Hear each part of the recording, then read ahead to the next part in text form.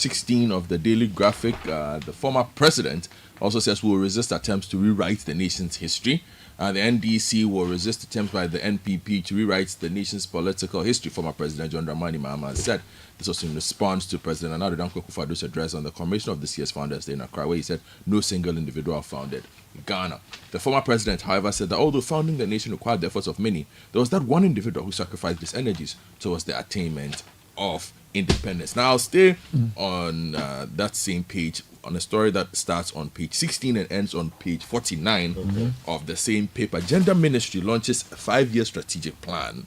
The Department of Social Welfare of the Ministry of Gender, Children and Social Protection has launched a 5-year strategic plan on street children and young persons. It will serve as a blueprint for the restructuring of existing programs which had been used in the past and had not achieved the desired results. I'm looking forward to more details. Now, I want to just mention quickly, when you were mentioning Mahama, there's a very curious story here, which was in the news this morning, where he says his MPP friends are secretly praying that he wins the election. So this is a very interesting story. Nana Tufo read it in the news earlier, and former President John Dramani Mahama says some of his MPP friends are saying that they prefer for him to win the election than for the NPP to win. According to him, many NPP members believe the country is being hijacked by a selected few to the detriment of the larger population. And he said that these disgruntled MPP members are clamoring for his return to the presidency to pave way for MPP to reorganize itself. He was speaking in the Upper East region over the weekend. Okay, so let me stay with politics and stay with Mahama and then move later to Dr. Baumia. If you go to page 9 of the Ghanaian Times, don't vote skirt and blouse. Mahama is quoted here by Julius Yaopetechi as saying, flag bearer of the National Democratic Congress, former President John Dramani Mahama has entreated the electorate to avoid voting skirt and blouse in the upcoming 2024 general election. Now, the NDC flag bearer said he would need a majority in Parliament to execute an agenda of reviving the economy, to reverse the economic mess the current government has plunged Ghana into. Also known as, he goes on to talk about some other things. But the point is that he was speaking in Binduri. And if you go to the top of that particular story, adopt mindset of possibilities, Baumia is quoted here. Now, it's by a Times reporter. It says the Vice President and flag bearer of the New Patriotic Party, Dr. Mahmoud Baumia, has urged Ghanaians to adopt a mindset of possibilities, unlocking their can-do spirit to drive the economic growth and transformation of this country. And the final political story from my end, before I move on to some more business, Bernard, the NPP will launch their manifesto on August 18. You can find details on page 3 of the Daily Guide. Let me take you to the BNFT. There's a very baffling series of stories. So the BNFT says the Ghana Stock Exchange it's set to rally. Now, the rally is set to extend through the year. The problem with that is that globally, there's what is referred to Stocks as are crashing. Yes, Tokyo was mad 6.4 trillion stock wipeout. Now that generally means that they are pointing downwards. So I need to, and then Bright Simons has a very interesting article where he is asking a very fundamental question, that whether Ghana Stock Exchange will ever work. And he starts with analysis of Tallow. Now let's read the 2 paragraphs. A few days ago, I decided to catch up with Tallow Ghana Limited, a company some of us in the policy community keep an eye on, because it is Ghana's largest oil producer and the only company that has put any serious money in the country's upstream petroleum sector in the last 5 years. I saw that an upset in its plans to take forward its Lake Turkana project in Kenya has extended the lackluster performance of its share price on the London Stock Exchange. Then it says, I then thought to check the Ghana Stock Exchange, where Tallow debuted in 2011 with 0.45% of its outstanding share, valued at $73 million. When I checked, these same shares today would be worth about 2.7 million. Colossal erosion of value for long-term Ghanaian investors. More curious, though, is the fact that the share price hasn't moved since 2018 and is locked about 60 British pence, despite the same stock now selling for less than 30 pence in London. So he's questioning the way our stock exchange works and whether it goes in line with the global trend and what it will take to generate more value in raising capital on the stock exchange. You know, a lot of companies, when they want to invest, they would rather go and buy government fixed deposit. The stock exchange has proved in many places to be the best in terms of long-term value. It doesn't seem to be the case in Ghana, which is why the GSC story here in the BNFT. Yes, that the stock market's rally is expected to maintain momentum through the end of 2024. Now, the Ghana Stock Exchange Composite Index The Ghana Stock Exchange Composite Index, the primary measure of the equities market performance, is now forecast to close at 4,380 points, more than doubling the firm's beginning of year estimates. The only problem with all of this is that, you see, if people create value in CDs and the CD will maintain its value, that will be value indeed. The problem is that if you index all the gains you get on your stocks to the dollar, then you notice that you've lost a lot of money. While we're at it, in the US, there are two big stories. Okay. Google's monopoly is illegal, according to a judge in the US of all places, and I think it's a very landmark case, which will lead to many things. Now, story is by Nadine Youssef and Michelle Fleur. It says, a US judge has ruled that Google acted illegally to crush its competition and maintain a monopoly on online search and related advertising. The landmark decision on Monday is a major blow to Alphabet, Google's parent company, and could reshape how technology giants do business. Now, Google was sued by U.S. Department of Justice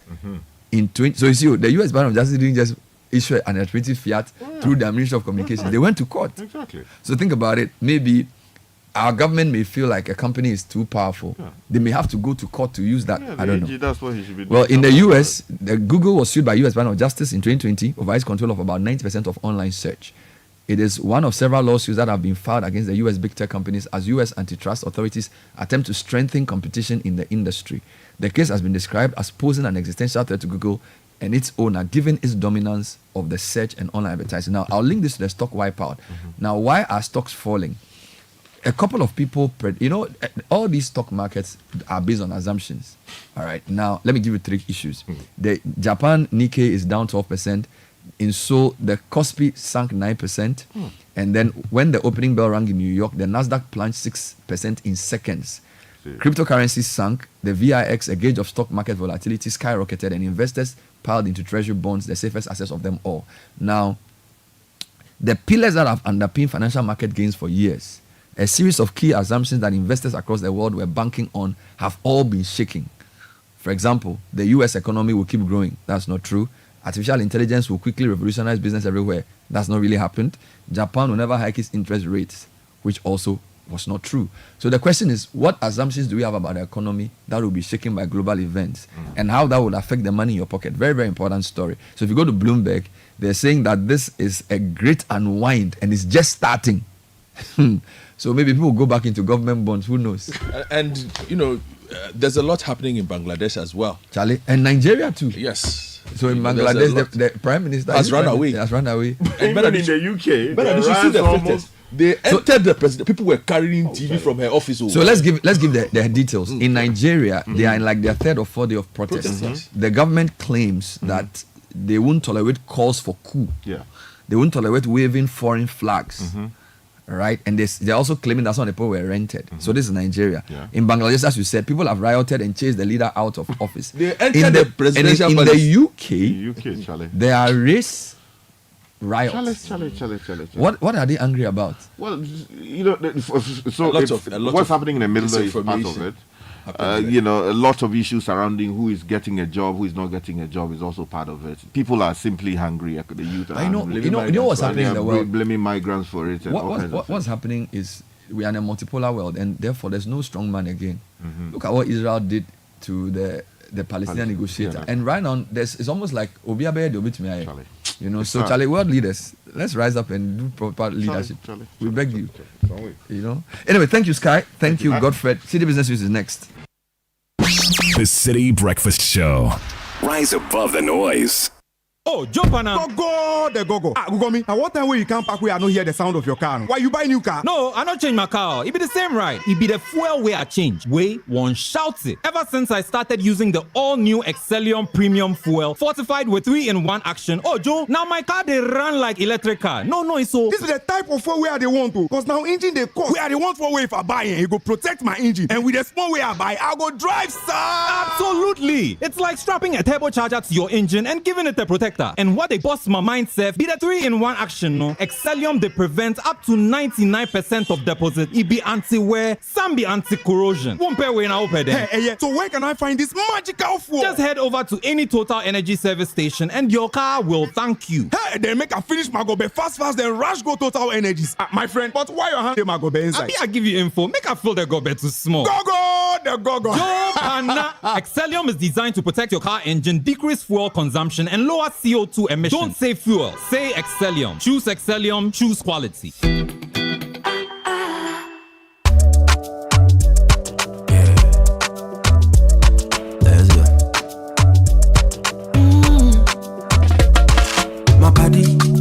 Wake up in the morning and you know the money calling.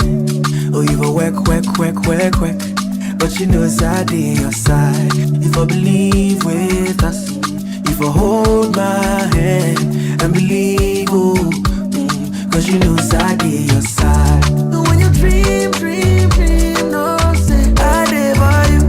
And when you hustle every day, when you wanna go, anything you do.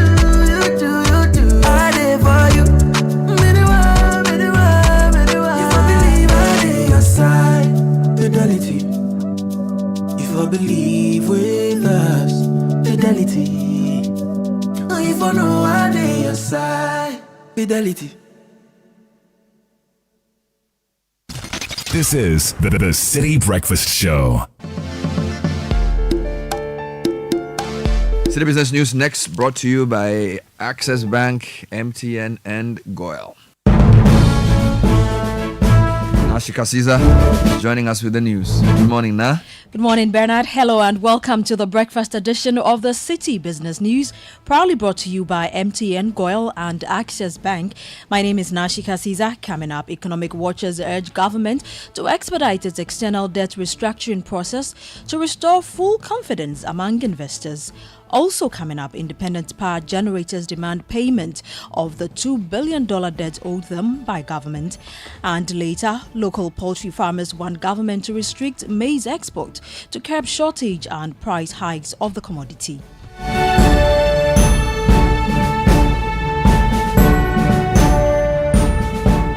The details of our stories now. Economic watchers are making a case for the government to speed up its external debt restructuring process to restore full confidence among investors.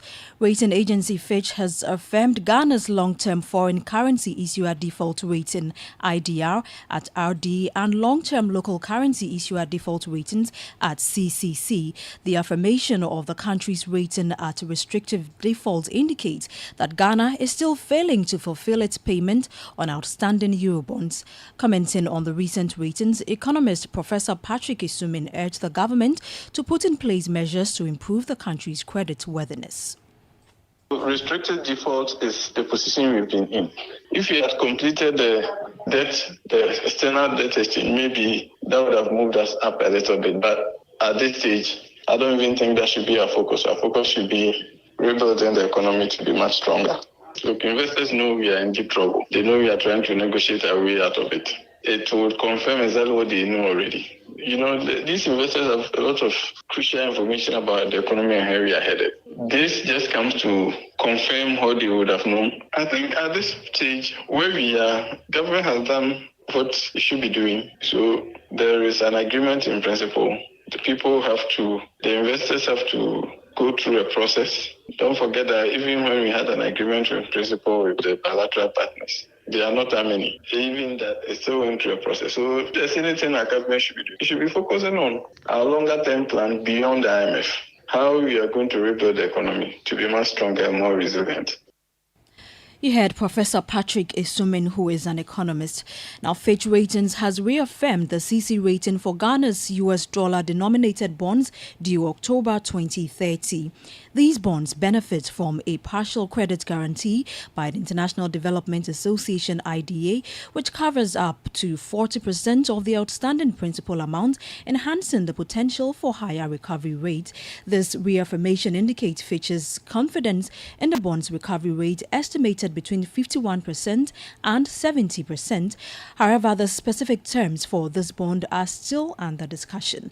The International Development Association IDA has already demonstrated its commitment by making 3 coupon payments in 2023 and 2024, further supporting the bond stability and investor confidence. Away from that, the independent power generators have intensified calls for the government to promptly resolve its financial obligations to them to ensure a stable and reliable power supply in the country. They lament that the continuous delay in releasing funds owed them is taking a toll on their finances and significantly hindering the conclusion of the already prolonged renegotiations regarding the settlement of legacy arrears. In an interview with Citi Business News, the CEO of the Independent Power Generators Ghana, Dr. Electoral Apetogo, urged government to expedite the disbursement of the arrears owed them. The continuous delay in disbursing the IMF cash to the IPPs is becoming unbearable and frustrating. You bear with me, about a month ago, the finance minister had a press conference to inform Ghanaians and the whole world that he has secured about $360 million cash released from the IMF. Government went to the IMF with reasons, including debt payments or arrears payment to the IPPs. So what is holding back the disbursement of the cash released from the IMF to the IPPs since it was announced a month ago? This posture is not helpful, and it's not helpful to the industry. Finance minister or government shouldn't assume that the arrears holders are our profit for which they can do anything with it, or they can delay or whatever. These are monies due to creditors, money due to lenders. So once the release came, our lenders, creditors are on neck chasing us that government has secured money. We believe you have been paid. Send us our due. So I would like to appeal to him to expedite action in the disbursement of this cash to the IPPs. That was the CEO of the Independent Power Generators Ghana, Dr. Electoral Apetogo, speaking there. Now, the Greater Accra Poultry Farmers Association has joined calls for the government to restrict maize sales to neighbouring countries. They lament that these external purchases have significantly contributed to the maize shortage in Ghana, driving up prices of both the commodity and poultry feed. This report delves into the details. Maize constitutes 60% of poultry feed ingredients. Recently, poultry farmers have observed a decline in maize supply, which has driven up prices of feed. A 50-kilogram bag of maize formerly priced at 200 Ghana cedis now sells for about 400 Ghana cedis, while a 150-kilogram bag previously sold at 800 Ghana cedis now costs 1,000 Ghana cedis. The Chief Executive Officer of the Greater Accra Poultry Farmers Association, Isaac Awuza, revealed that the continuous export of maize to neighboring countries is causing the local shortage. There are other major challenges that currently, as an association, we are facing. And fortunately for me, I even called your station and relayed the challenges. And one has to do with availability of maize. Fortunately for us, we have the maize in the country, but our neighboring countries, especially those from Burkina Faso, from Niger, Mali, and what have you, are coming for the maize. And the CFA is very strong now, so they have come, they are giving it to our farmers, they are paying cash on delivery, and they are taking the maize away. So as at now, I'm buying a maize, the 50 kg bag, over 330 Ghana cedis per bag. He urged the government to implement a policy restricting maize sales to neighboring countries. If the government can bring in directive or measures that our maize can remain in this country so that we can get them and buy them at a good rate, I mean, believe me, our feed prices will come down. I mean, eggs that are produced will also come down. The fresh chicken that we all need in order to remain healthy also come down. So that's a major concern that we want the government to intervene. Some maize dealers at the Medina market expressed their frustrations about the shortage. We are completely clueless about what is driving the surge in prices. Previously, we bought a 50-kilogram bag of maize at Editorial for 200 Ghana cedis. Now the farm gate price has risen to 750 Ghana cedis, and we also need to factor in transportation costs to Accra. 10 million, 20 cedis to 30 cedis. Another maize seller, Clara Sumeni Jamina, who has been selling maize for more than 40 years, called for immediate government intervention to resolve the issue. Warehouses, I can see baby a bro and Kransa, Edra, taking all the regions, baby a bro fee a park, a sea, a Ghana. The government should establish warehouses in areas where maize is grown, such as in Kranza and Tichiman. This would help ensure a steady supply in case of shortages, providing significant relief to poultry farmers. A bro, almost first can shame a milk from. I buy crabet mamma almost car, almost do a walk or now they are so sa and a brown quite young cry for a poultry farmers no almost benya home fast. You heard a maize dealer, Clara Asumini, ending that report filed by my colleague, Daniel Ojo-Mensah. Now, on the Forex market today, the dollar could be sold to you at 15 cedis, 85 pesos. The British pound could be sold to you at 20 cedis, 10 pesos, and the euro at 17 cedis, 10 pesos. And that's it for the breakfast edition of the Citi Business News, proudly brought to you by MTN, Goil, and Access Bank. My name is Nashika Caesar. Many thanks for your time. Do have a great business day. Beautiful people, we are live in town, soaking in the excitement about the partnership between Access Bank and PABS, revolutionizing the way people move money across Africa. Let's hear directly from those reaping the benefits. It's a relief. Anytime I send money back home, my family receives exactly what I send them, instantly. I'm studying in Ghana, but originally from Nigeria. With this service, my parents send my school and hostel fees directly, and they do it with so much ease. I run a fashion business. Let me tell you, sending and receiving money across Africa without those annoying Forex fees has really cut down our operational costs. Benefit from instant payments across Africa with zero foreign exchange hassle. Visit our website www.ghana.accessbankplc.com or call our toll free on 0800 004400 for all your cross-border payments. Pass it with Access Bank. Access Bank, more than banking. Good energy hits the road with exciting choices to energize your ride, giving you more options to take you further. Watch this space for your choice. Goil, yeah.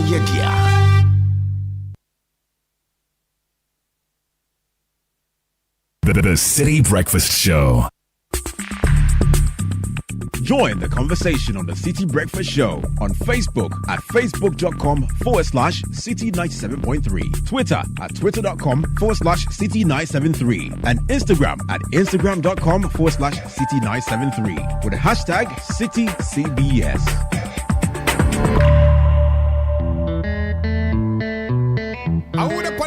12 minutes past 7. Citi Business News brought to you by Access Bank. Let's help you check your dream locations off your bucket list. Make your travel dream a reality. With Access Bank, our aviation and hospitality desk is designed with you in mind. Let's help you book and pay for your ticket and secure travel insurance. Whether it's a tropical escape or a visit to family, Access Bank has got you covered. Book your next flight with Emirates, South African Airways, Air Peace or Africa World through Access Bank. Our 55 brand network gives you convenience, easy payments and security. Pay for your Qatar Airways flight with your Access Bank Visa card and enjoy up to 12% off. Go to africa.visa.com or call 0800 004400 for more information. Kickoff is next, and we welcome back Zonda Ghana, your one-stop shop for quality trucks like Shantui bulldozers, excavators, graders, payloaders, rollers, power pickups, TX trucks, and oil tanks, all made and assembled right here in Ghana. At Zonda Ghana, we do not only create opportunities, we empower people and provide top-notch after-sales support for all your heavy-duty trucks. We have 7 branches around the country. Head office off the Tema Aflao Road, close to the Free Zones Enclave. Call Zonda on 0501 772 222. Zonda, built in Ghana, building Ghana. Also brought to you by Lesheho. Fixed deposit is doing great. And with Lesheho's fixed deposit solution, you're not just investing, you're making your money work harder for you so you can watch your wealth grow. Call 027 004 0799 or send WhatsApp 027 004 0733. Lesheho, let's improve life. Gomez, did it stay in? The answer is yes. That's brilliantly done. Is this the chance? The fullback has come, stormed up, and has found French team and the substitutes congratulating.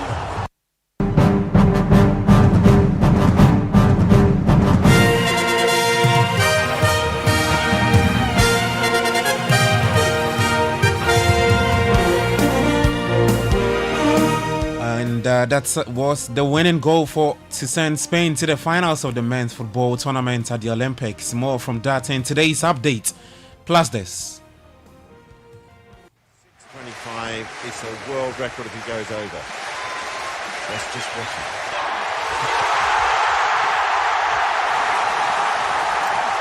Yes! 6:25. Yes! Wow! Look at this! 62 centimetres. That's all it took. Alright, so Sweden's Amman Duplantis, now a double Olympic champion, setting a new Olympic record and a new world record with a height of 6.25 meters last night in the pole vault event. Incredible start from the Swede. All of that coming up in the next 10 minutes. My name is Gabi Ofe. Welcome aboard.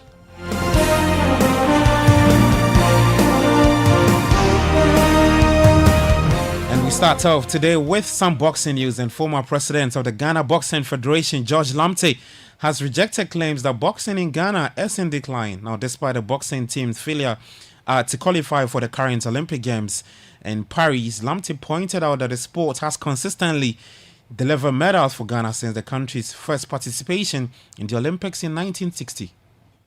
Boxing is not on the decline because we have a lot of boxers coming on. So, in fact, in Ghana, boxing is not on the decline because we have so many potentials. So it's like I just left to the after the African Games. I was invited by IBA to officiate at the Nelson Mandela Cup, but Ghana did not participate in it. Though it's not true, therefore, because they were concentrating much on the African Games. But to me, we have a whole lot of boxers that if we had put plans into place, we could qualify. Because if we should copy the other countries, as we speak now, 2028 Olympic Games, America, UK, even some of the African countries, Morocco, Tunisia, they've started preparing their boxers already. All right, so that's a former Ghana Boxing Federation President George Lamte speaking to City Sports there. Well, away from boxing, in a massive booth for Ghana football, FIFA President, of course, Gianni Infantino, held a historic meeting with President Kurt Edwin Simon Okreku at the FIFA offices in Paris and France. This meeting was at the behest of FIFA President, who had invited Simon Okreku to meet him and discuss matters related to development of the game both in Ghana and on the African continent. I think first of all, I'll say thank you to FIFA. Thanks to FIFA for the support via various schemes, whether through the Forward program or the many other interventions that FIFA has introduced. I think that working with the office in Senegal, with Gilson and with Solomon and the team, we are very clear on the supportive and need areas. I think that my association has been very proactive in making sure that we continuously engage. And I think that these levels of engagement, when it's pushed a notch higher, will even bring in more results. And this is what we're working on. All right, so that's GFA President Kurt Okreku speaking there. Well, let's take you to Kumasi now. Kotoko's head coach Prosper Nate Ogum has emphasized the need for the team to be fully prepared for the upcoming season as they begin their campaign against Karela United in Tamale on March Day 1. Now, with only a month remaining before the new season starts, the Porcupines have been training at the Dako Jache and will play a pre-season match against Mediama Sporting Club on August 16, which will also serve as the opening event for the new TNA Stadium. I think it's good. We have to be ready to meet any of these teams at any time, anywhere. We should be able to play them and get the results. Yeah, I think first will be Hasselfolk because that has been the traditional rivalry between. That's week 13. Yeah, week 13. Yeah, and then you have Adriana, which is also a big game. Yeah. You have Mediama, which is also a big game. And that's Kotoko's head coach Prosper Nate Ogum speaking there. Well, to some beach soccer news, and the executive committee of CAF has officially announced the date for the 2024 Beach Soccer Africa Cup of Nations. And this year's tournament will take place from October 19 to 26 in the coastal city of Hurghada in Egypt. The city is expected to welcome Ghana's Black Sharks, Senegal, Mauritania, Malawi, Morocco, Tanzania, Mozambique, and the host nation themselves, Egypt, for that tournament. And the finalists from the competition will represent Africa in the Beach Soccer World Cup, which will be staged in Seychelles next year. Let's talk some Olympics now. In Sweden's Amman Duplantis set a new record of 6.25 meters after winning gold in the men's pole vault. Now, a 24-year-old who secured successive Olympic titles by clearing 6 meters, set an Olympic record of 6.10 meters with his next attempt, and he improved his world best of 6.24 meters that he set in April by 1 centimeter at his third and final attempt, to the delight of the crowd in the Stade de France. The two-time world champion has now broken the record on 9 occasions. In football, Jean-Philippe Mateta scored twice as France fought back to beat third-man Egypt 3-1 after extra time and reached the final of the men's Olympic football competition. The result means Thierry Henry's side are guaranteed a first medal in the tournament in 40 years when they play Spain at the Parc des Princes on Friday. Spain will meet France in the men's competition after they also beat Morocco 2-1. Well, back on the tracks, Kenya's Beatrice Chebet took Olympic gold in the women's 5,000 meters after she sprinted home to win a dramatic race which saw Faith Kipyegon disqualified but then later reinstated. Well, to some transfer updates, and Atletico Madrid have improved their bet for Manchester City forward Julian Alvarez to £64.3 million, and it's claimed the Spanish side have upped their proposal after talks on Monday night. Well, Robert Tees have also signed Switzerland defender Ricardo Rodriguez on a free transfer, and a 31-year-old has signed a 2-year deal with the La Liga side, and he's expected. He's leaving the Torino club at the expiration of his contract. Well, Conor Gallagher is still on standby to fly to Madrid as Atletico and Chelsea continue negotiations over striker Samu Omorodion. Now, the fee being discussed is similar to Gallagher's fee, that's £34 million in the region of £35 million. Well, Chelsea boss Enzo Maresca was asked about Gallagher's exit from Chelsea. If you can explain to me what you mean for squad player? He wouldn't be a regular starter. But no one of them is going to be a regular starter. Because if I say that a player is going to be a regular starter, I think it's lack of respect for the rest. All of them, they need to work day by day, very hard, and show me and convince me that they need to play. They have to play. But no one of them, that's why I consider all of them a squad player. Then the day by day and the day they work, some of them they are going to play and some not. So I don't think there was something wrong to say that Conor or, I don't know, Enzo, Moy, they are a squad player. They have to show every day, and then I will take a decision. Enzo Maresca is Chelsea boss speaking there. Well, Aaron Wan-Bissaka has moved to West Ham. It's in doubt as the player is demanding a multi-million pound payoff for Manchester United to leave the club this summer. West Ham United have also completed the signing of Borussia Dortmund forward Niklas Füllkrug. The striker has signed a 4-year contract, and the fee is understood to be in the region of £27.5 million. And that's your sports this morning. For more, you can head to citisportsonline.com and on X at Citi Sports GH. Kickoff was proudly brought to you by Shell, Lecheho, and Zonda GH. My name is Gabi Ofe. Enjoy the rest of your day. Do take care and bye-bye. Let's go.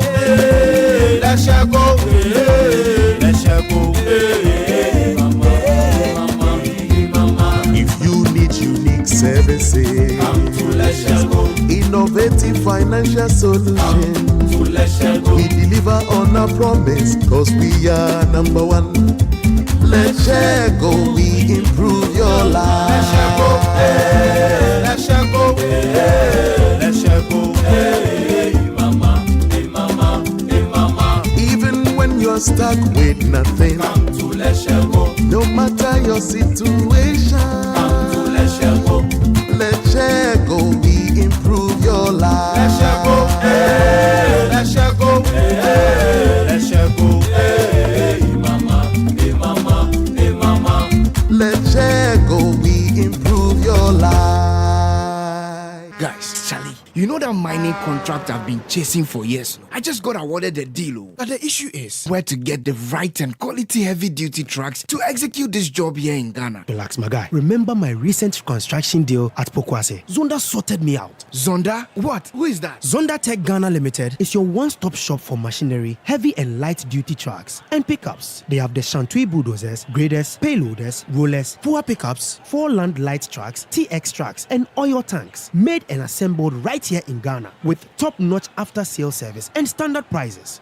Made in Ghana. This is amazing. You haven't seen my Zonda Power pickup, which I take to the office. Strong, durable, and tough on our roads. Hey, that's from Zonda too? Absolutely. Zonda is the right place for you, my guy. Oh, now I am sorted with Zonda. Zonda Tech Ghana Limited, your solution for heavy and light-duty trucks. Located at Tema, off the Aflao Road. Call 0501-772-222 or 0501-773-333. Zonda, built in Ghana, building Ghana.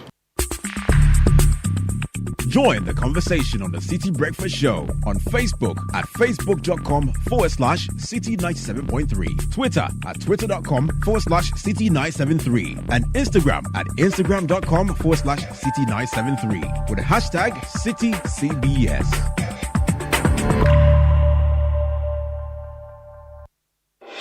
Channel 1 TV is live on DSTV, GoTV, and HD+. On DSTV, find us on Channel 363. On GoTV, we're on Channel 117. And on HD+, get us on Channel 108. On a digital TV, run a new search. But take note that without an antenna, you cannot access Channel 1 TV. Channel 1 TV can be accessed on any free-to-air digital box, like the DSTV and HD+ boxes. Channel 1 TV, telling your story, empowering change. Join the Republic Verse. Enter the Republic Bank space. Online or within the banking hall, we open the right doors for you to make the most of life. With our suite of superb banking products and services, our clients, corporate, SME, investments, and individuals get to enjoy amazing benefits. Republic Bank, we're the one for you. We're the one for you.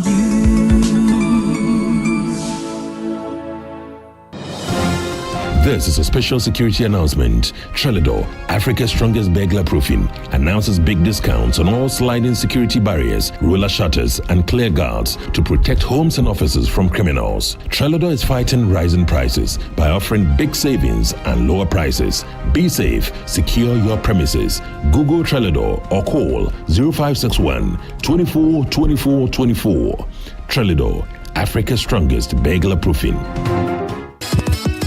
The grand finale of the Literacy Challenge 2024 is here. Congratulations to our top 10 finalists. But the big question is, who out of our top 10 wins the ultimate prize of 10,000 Ghana cedis, the Glitzy Trophy, and the bragging rights as the Literacy Challenge winner for 2024? Support your favorite student, support your school, and let's promote literacy in Ghana. Tune in live to Channel 1 TV for the grand finale on Saturday, 17th August 2024 at 12 noon. Call 0205-973-973 for more details. The Literacy Challenge 2024 is powered by Citi FM, supported by Channel 1 TV, and is sponsored by Ghana National Gas Company, Alive Soap. Feel fresh, feel alive. From the House of Wilma Africa Limited. Fortune spread for bread. Yummy, delicious, always on point. Another quality product from Wilma Africa Limited. Ribby Biscuits by M4 Foods and Prospectus Ghana Limited. Your one-stop shop for all school items.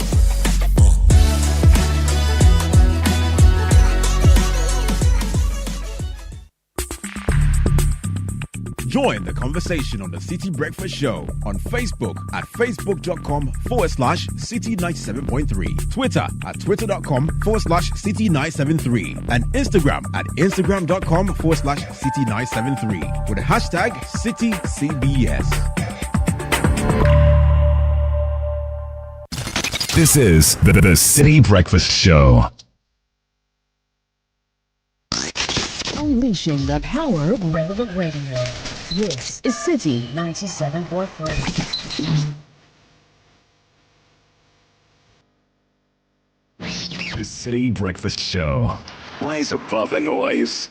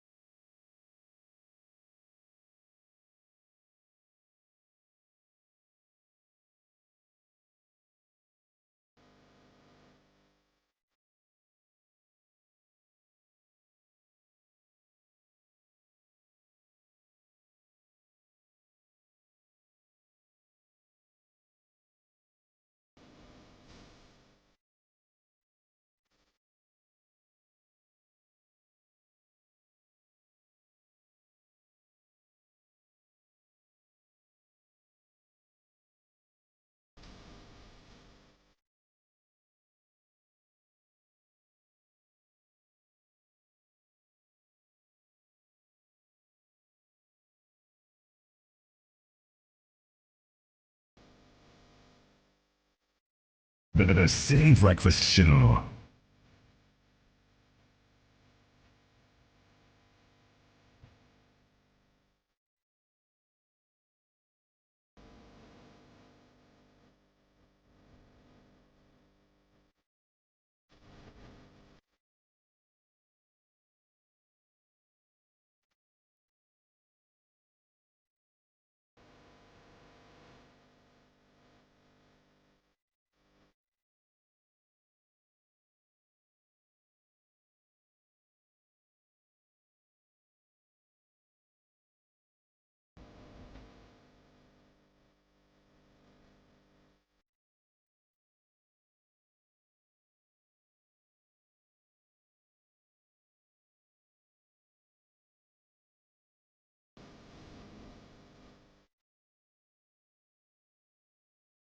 Are made in Ghana,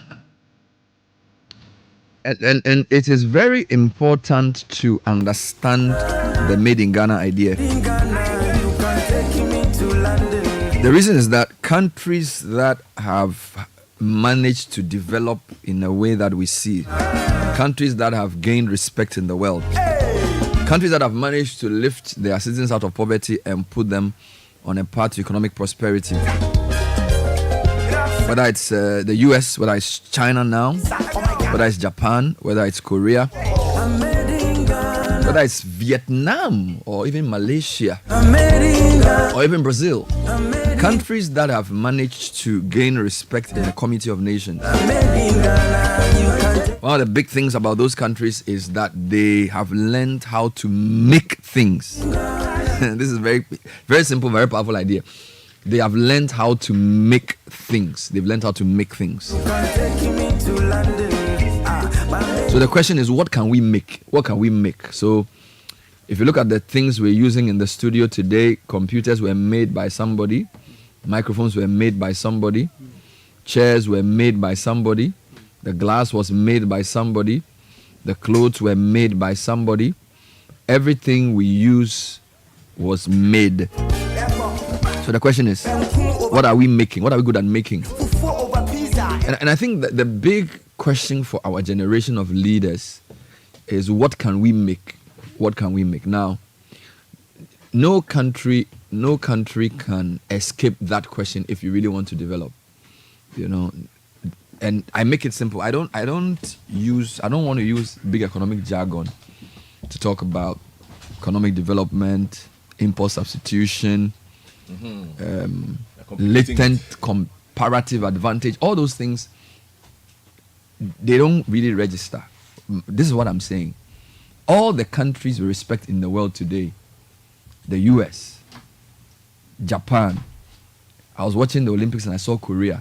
How Korea have improved. You see, I think Korea's improvement is a lesson in history. I was watching archery. And no matter who the Koreans met, the Koreans would win. They beat a very good Mexican. The Koreans beat an Indonesian. They beat a Chinese. You mean they beat a the French. I tell you. Sky. You know, and Olympic Games is not about sport, it's about respect. It's about national values. It's about honor.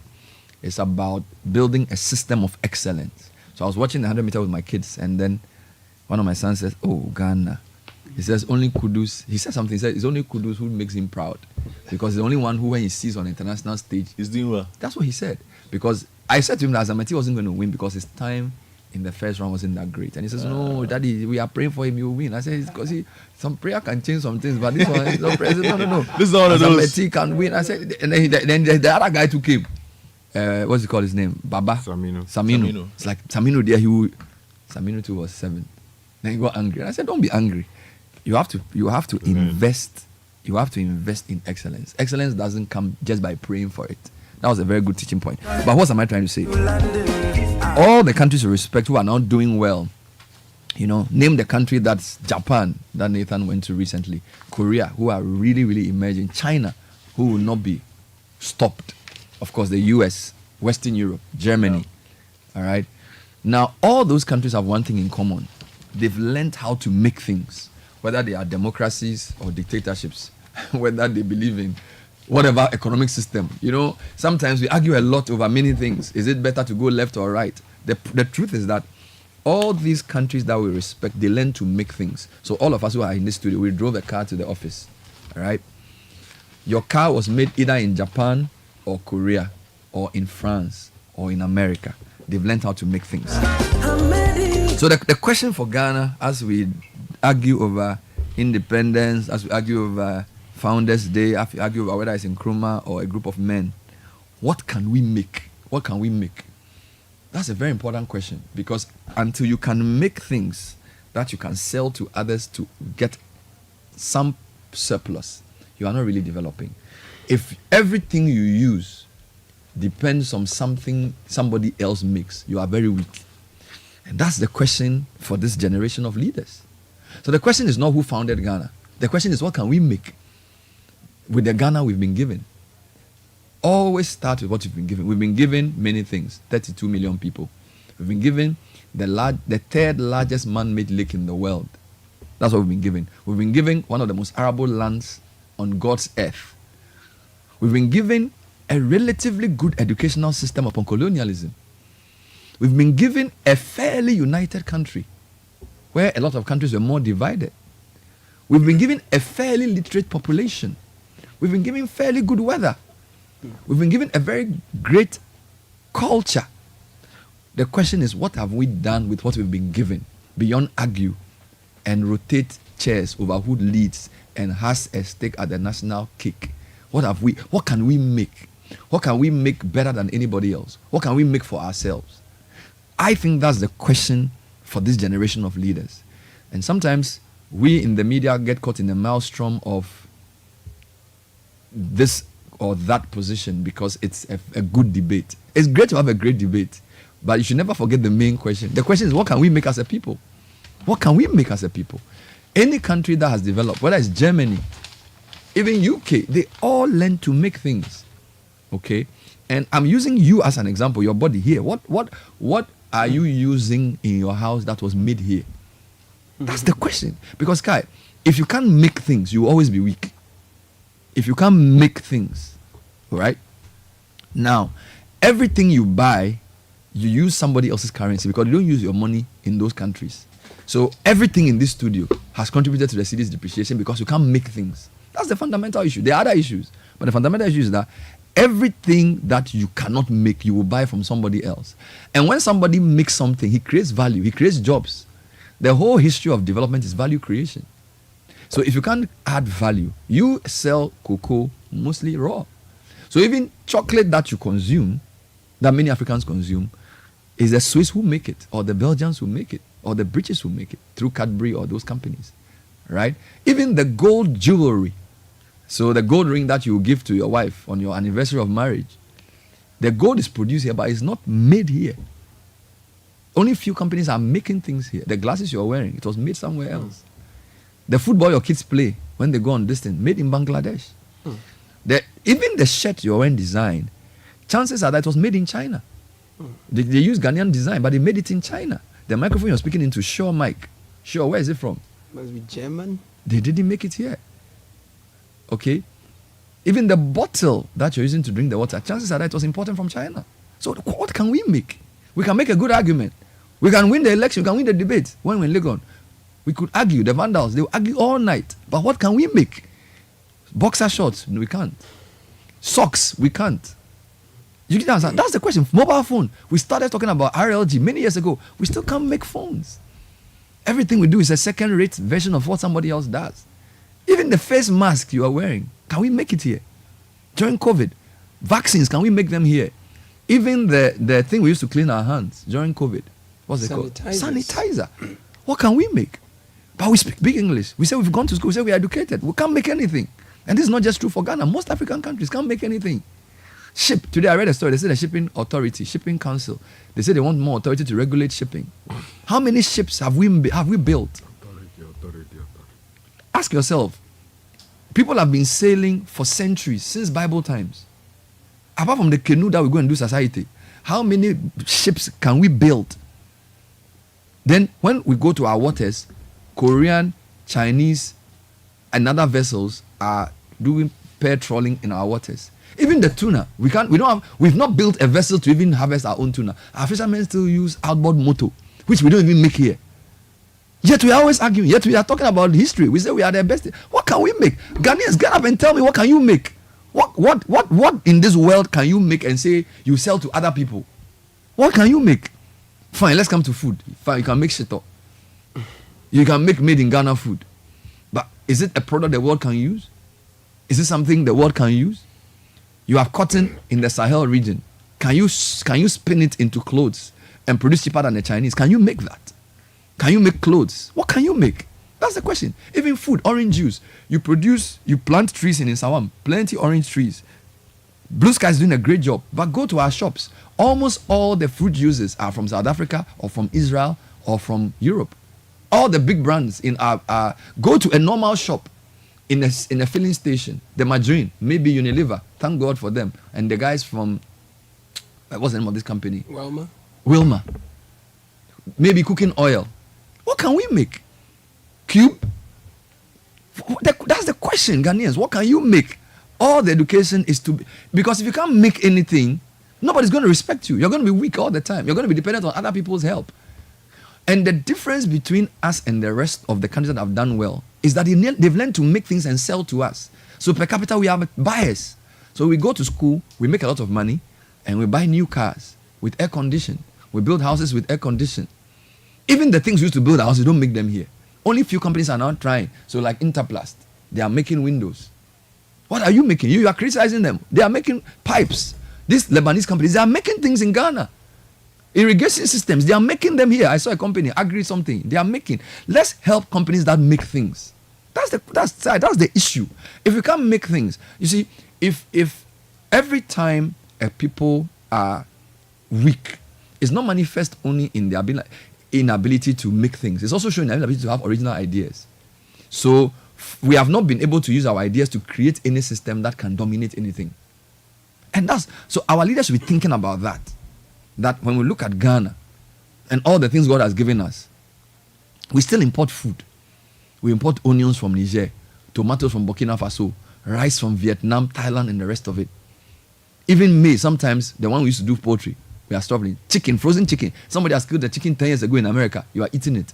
Second-hand clothes, you are wearing it. What kind of life are you living? What can you make? Why can't you say, okay, I'll feed myself? So when we say made in Ghana, this is Ghana, it's not like noise. You criticize companies who say, oh, they are stealing. They are making bread. Go to industrial area. What's the name? Promotional. They are making things. They are manufacturing food for us to eat. It's better. Isn't it better to eat food made by Promotional than to eat food from China? Or isn't it better to eat margarine made by Wilma than to eat it from someplace? Do you get it? So what are we making? The drinks we drink. We've allowed lazy political leadership, weak economic management, importing everything. So you have import companies who specialize in sabotaging production. Cables for electricity. Meters. All the issue, all the things that even can go into your national security systems, they are made elsewhere. What is this? So even take the meters that we have. Can we make a meter? Solar panel.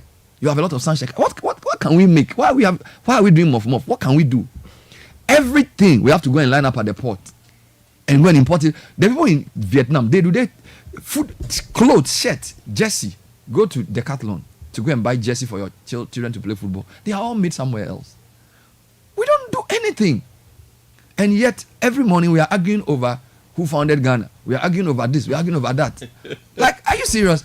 Okay, fine. Whoever founded Ghana, did he found Ghana for me to still be begging? To go for 3 billion from IMF? To put somebody in my central bank and be telling me what I should do? Even though we pass some of them in economics class in the US, and now you are telling me that we can't even manage our own economy? Because we can't make anything. What can we really make? That's the question. And I want Ghanaians to answer. The people who are arguing over Nkrumah and JB Dankwa, what can we make? List 5 things we can make better than anybody else, even in Africa. Or list 3 things that we can make. I'll give you time. Think about it. 3 things, whether it's food or clothes or cars or gadgets, even buttons. Did you know that one province in China, produces 70% of the world's buttons? One province. All the companies that make buttons are in that country. That province. In that province. One province. It has almost 65% of the button production capacity of the whole world. One province in China. We say we are going to do drill. So we're bringing plenty. Is it drip or drip? Drill. So excavate. That's somebody will make money from it. Yeah. Can we assemble any part? Somebody goes to engineering. Can you even make all these big trucks? Can we make anything? We are building roads. Everything we import. In fact, until the government decided to even build an asphalt plant, we're importing asphalt from abroad. Meanwhile, drive from Accra to in Sawam, you just have to blast the rocks. Everything you need to build is here. You still have to import some.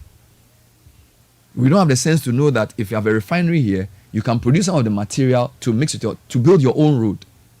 Because you can't import stones. But we even import cement. Can you imagine? We import. How long have we been building houses? We can't even produce our own clinker. We are sick. Fertilizer, we import. Chemicals for food, we import. Onions, we import. Bread. And we think we're educated. We are sick. We are silly. We don't even have the sense to know that the quest for life is freedom. Freedom is self-determination, to determine what you will do at a particular time. If you import everything, you are not free. You depend on other people's production capacity. When COVID came, they said they will not export rice to you. Could you take them to court? When COVID came, they said they won't give you vaccines. They gave you vaccines that were about to 2 weeks to expire. You didn't learn sense from that. You are still doing your foolish politics. They gave you vaccine that was about to expire. After many months of begging, what did you do? Can we produce vaccines here? All the noise about Noguchi and Wagbe, what have we done with all of that? So let's be arguing about Nkrumah forever. Be arguing, it will help you. The truth is that you can't even produce vaccines to save your own citizens. You can't produce food all year round, even though you have the world's 3rd largest man-made lake. You have arable land. 40-something% of the world's arable land is in Africa. Yet Africans import food. If they don't agree that they are thinking wrong, then something is wrong.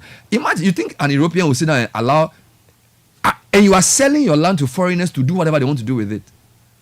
And you are sitting down, you don't solve it. And you're always arguing. You can't even solve land. You can't even produce food. All your farmlands are being taken over by people who are galamseying. And you are sat down watching them, saying there's elections coming. Your cocoa farms are being destroyed and flooded by people who go on and say kids are being born with deformities. You can't even manage that. And then you wake up and say, who founded Ghana? You'll be arguing. Nobody's waiting for you. Sit down and be arguing about who founded Ghana, because it is good argument. You know, when we were in Lagos, the Vandals were the best at arguing. When I go there, I'll go there. They argue, they can even argue, like Godfred's team will argue, then they'll go for lectures, then Caleb's team will take over. Or best argument, Mama Godfred will call lectures about the argument now. Say, come and continue, go and eat beans and continue the argument. Yeah. We are good at arguing. Instead of thinking about our reality to improve, no? So let's argue. Akufo-Addo has said it. Hey, who found it? Be there. Do you think in 20 years or 50 years time, 100 years time, when your kids are still paying debts that we've owed, when they are still importing everything and they have been brainwashed to believe that white people are better than them, and they can't even compete at Olympics, and all your Africans are running for France and playing for UK, that's when you know that you've been stupid. When all your talent are playing for other countries. Look at the US. Look at the names. I even saw a guy running for one country with a Ghanaian name. Israel. There's a guy run 200 meters for Israel. He's called a free or something. Yes. Like, they are running for all kinds of places. They are running for Kuwait. Like, but he's never been here. Whatever. He was born there. My point is this. If we don't start making things in Ghana and improve our production capacity and have some pride, not boasting that we are the first African country to have independence, that's meaningless. Are we economically independent? We are not. We can't make anything. What's our production capacity? If all the foreign companies left Ghana, what can we do? When COVID came, even face mask, it was a problem. Yet every day we are at the port, every day we are talking, every day we are going to school. COVID came, we couldn't even produce vaccine to save our own citizens. And we are happy that we are in a country that is developing, we are doing well. IMF will come and tell you something, oh, people are doing well, you are happy. You can't even make vaccine to inject your own citizens. You have to go and beg AstraZeneca and things to come and give you vaccine to save you from COVID. And you haven't learned sense from it too. You are still doing your galamsey. You are still destroying your farmland. You haven't produced enough food to feed your citizens. Fertilizer you import, cement you import, bitumen, everything you import. And you are sitting here saying, Nkrumah founded Ghana, JB Dankwa founded Ghana. So let's discuss it, because that's the issue for the day. When we finish, we go and drink food and go and sleep. I won't be part of that rubbish. What can we do? That's the question. What can we produce? What society are you living for your children? You are yet to get married. You are going to have kids. When you have kids, start thinking. When these people had kids, started thinking about education. We didn't used to care. They pay through the nose for a good education, because some of the things their kids have been taught in school, they don't like it. Or the supervision is not there. He won't put his child in a class of 50 people. He will not. So he will work extra galamsey to put his child in a school with 30, 20. And he'll do extra classes for his child because he knows what is right for him. But as a society, we all pretend. So, oh, we have done free SHS. Everybody's going to school. We are all happy. Let's go. Let's put them in school in mass. Let's win election. Let's keep doing it. Let's keep doing it. You wake up and realize that even Zaire has overtaken you. Go to Benin and see what they are doing. I don't even mention about Benin. Go to Benin and see what they are doing. And be here and be arguing every day, talking big English. And argue that who founded Ghana, because it's great. I'm not saying history is not important. History is important. But the main issues for Ghana today, we can't make anything. That's my point. We are even if you win the Nkrumah argument, what will it do for you? What will it do for you? It's a sad reality, but I have to bust your bubble. Because we don't make nothing. We don't make nothing. Even paper. Paper is imported. I was talking to a friend in the newspaper industry, and I asked him what's happening. He said, Charlie, we are struggling. Why? He said the paper that we use for our print is imported. And it's dollar index. So when people are not buying papers, our business is collapsing. We've been doing newspapers since 1830-something. The first newspaper in Ghana, the Christian Messenger by the Presby Church, long before we even had the African Morning Post and those papers. So we've been doing newspapers over 200 years. We still can't have enough paper made here. So we have to still import paper. Paper. If it wasn't for God's intervention, T-Rosef would import. T-Rosef. I think there was some company that produces paper recently. Ghanaians, wake up, oh, wake up. Let's stop using. We have media freedom. Me, I don't come on and be taking part in useless arguments. So, because when my father was born, there was no free radio. So when we have free radio, we can't use it to be discussing useless things. So, what can we make as a society? This morning I was joking with Sky that I want something to wear. Everything I've tried to get. Go and ask Horseman Shoes what it takes him to produce a shoe in Ghana. Go and ask the guy who does the watches what it takes for him to produce that watch. Go and ask the people who do these clothes that we wear, Juma, the length they go through to produce one quality attire. And what it will take for them to produce this en masse. Because if you want to be strong, this lady must aggregate. We need 50 of her in that Sotom enclave to produce enough to export. To produce it cheaper than a Chinese wool. Nobody's helping her. Because the currency is killing her. So she'll do well, she'll get frustrated, she'll stop. Because we can't scale, we can't aggregate, we are still here fighting over boundaries, Ghana, Togo. Aggregation. Justin Lin, he spoke about it in his paper. He wrote this paper in the 90s. A Chinese World Bank guy.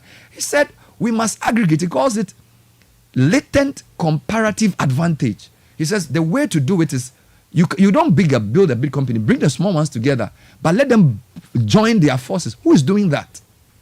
Who is doing that? Every day we go to parliament, we are arguing about big laws. Yet we can't produce anything to save our lives. It's a disgrace, honestly. So Ghana, let's wake up and stop this. You know? Luckily, some of the papers took a different view. So I'll let Godfrey read the Ghanaian Times editorial when we come back as well.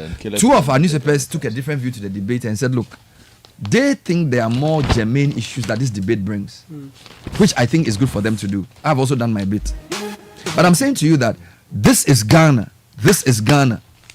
This is Ghana. What can you produce? That is your country. And I still throw the challenge. A company that can produce underwear made in Ghana. There's a company in Savelugu. I like the company. It's doing well. It's called North Shore. Well, but long before this, we were wearing our Jokoto. The one. But I don't know, when you go to school, one of the things that happens to you is that you are also trained to devalue your own things. Yeah. Right. Your language, your culture, your clothing, everything. So it's part of it. So, in fact, I'll tell you something. My kids say we should. I use my kids as a good example. So I don't want to spoil somebody's brand. Okay, but then they were like, oh, they want to eat KFC. Then I said, they'll eat papaya. They're like, no. I said, no, eat papaya. So we went to papaya. But the papaya tasted very good. And we're like, oh, okay, it's nice. But you see, if I every day pander to, and I'm not saying KFC is a bad brand. If every day I pander to their KFC, they'll think that, oh, papaya there, what is papaya? Meanwhile, papaya too is great. It's also made in Ghana. In fact, papaya is a company I've known since JSS. And they've been consistent. Their food tastes quality for over 30 years. These are the people we should listen to when it comes to business. The fact that they don't come on the front page every day or even make a lot of adverts doesn't mean that they are a bad company. If you want to buy food for your kids and you are busy, you can buy papaya, they'll eat it. You can trust their quality. It's quality. That's made in Ghana. That's what we mean by this is Ghana. Consistency, not opportunistic business that comes to do one or two skirmishes and goes, and then we say they are making money, bribe everybody. No, that's not what we want. We want long-term businesses. So please, on the 31st of August and the 1st of September, we are doing an event called This is Ghana. Yeah, man. This long thing I just said is part of the reason. Epistle to Ghana. Yes, that we need to start pushing made in Ghana. Now, one of the challenges I want to throw to Ghanaians is I want to enter a superstore where everything is made in Ghana. When I was in Kenya, I went to a mall. You can correct me if I'm wrong. 90% of what was in that mall was made in Kenya. I went to a particular mall. They took me there deliberately because they said, look, you can't come to Kenya and come and buy a British something. So I wanted Kenyan coffee and tea. They took me to a shop, a big shop. Everything was made in Kenya. You see a small one, not as big. If you go to the opposite the Omni Basic Bank. Wonderful. Where is that? At Laboni. What's it called? The name has escaped me. You get everything in there. Wonderful. Is it a big shop? It's fairly big. It's about 4 of these our studio put together. Oh, that's not big. It's a start. It's a start. Okay. It's the start. They make everything in Ghana. Yeah, just close to food box. They have snacks if you want to buy. They have shito in there. They have, nicely branded. Yeah, that's right. The flour for. Send me the name. Send me the name. So what I'm saying is call and register for This is Ghana. It's happening on the 31st and 1st. AMA forecourt, 10 a.m. to 5 p.m. each day. And we're throwing the challenge for you to come and see everything Ghana. Everything Ghana. We can dress a human being made in Ghana, from glasses to shoes to belt to supporter. Everything made in Ghana. So call 0205 973 973. And this event is funded by MTN, Coa Natural, Ghana Gas, Ghana Pay Mobile Money, Piva Beverages, Ghana Exim Bank, Petroleum Commission, and Ghana Share Alliance. They are all contributing to the Made in Ghana agenda. All right, Caleb, do 2 quick announcements for me before I let Godfrey do tech and social media trends, because today the spirit has taken over. Gasaba. Hey there, folks. Did you know that cooking with firewood and charcoal can be as harmful to your lungs as smoking? That's right, it can cause heart diseases, stroke, and even affect your eyesight in the long run. But no worry any longer, because the National Petroleum Authority is here to change that with a new cylinder recirculation model. With this fantastic initiative, you can easily switch to gas without the hassle. Just visit any nearby exchange point and trade your empty cylinder for a filled one. No more long trips trips or waiting around to fill your gas cylinder. The truth is simple: smoke is harmful. Ain't dear gasaba. Make that smart switch from firewood and charcoal to gas for a healthier, happier life. This message is proudly brought to you by the National Petroleum Authority and the Ministry of Energy. Fila, come close to your radio set. Let me just you. Did you know that your energy-giving, great-tasting Lucozid has a new look? Whether you are out and about in the office or in school or even in Trotro, you need to restore your energy. Look out for the now sleeker, slimmer Lucozid original 330 ml can with the same energy that you've known for years. So go ahead, grab your Lucozid sleek can and discover the same energy, unbeatable with every sip. Lucozid, restore your energy. This advert is FDA approved. And if you are thinking of a British degree at a fraction of the cost, and you want a vibrant student experience in a community that equips you with useful employability skills, taking you one step closer to the career of your dreams, you enjoy all these and more, plus up to 50% scholarship for your degree at Lancaster University, Ghana. For more information, call us now on 020-960-7008 or visit www.lancaster.edu.gh. You can also email us admissions@lancaster.edu.gh. Lancaster University, Ghana, the only British university campus in West Africa.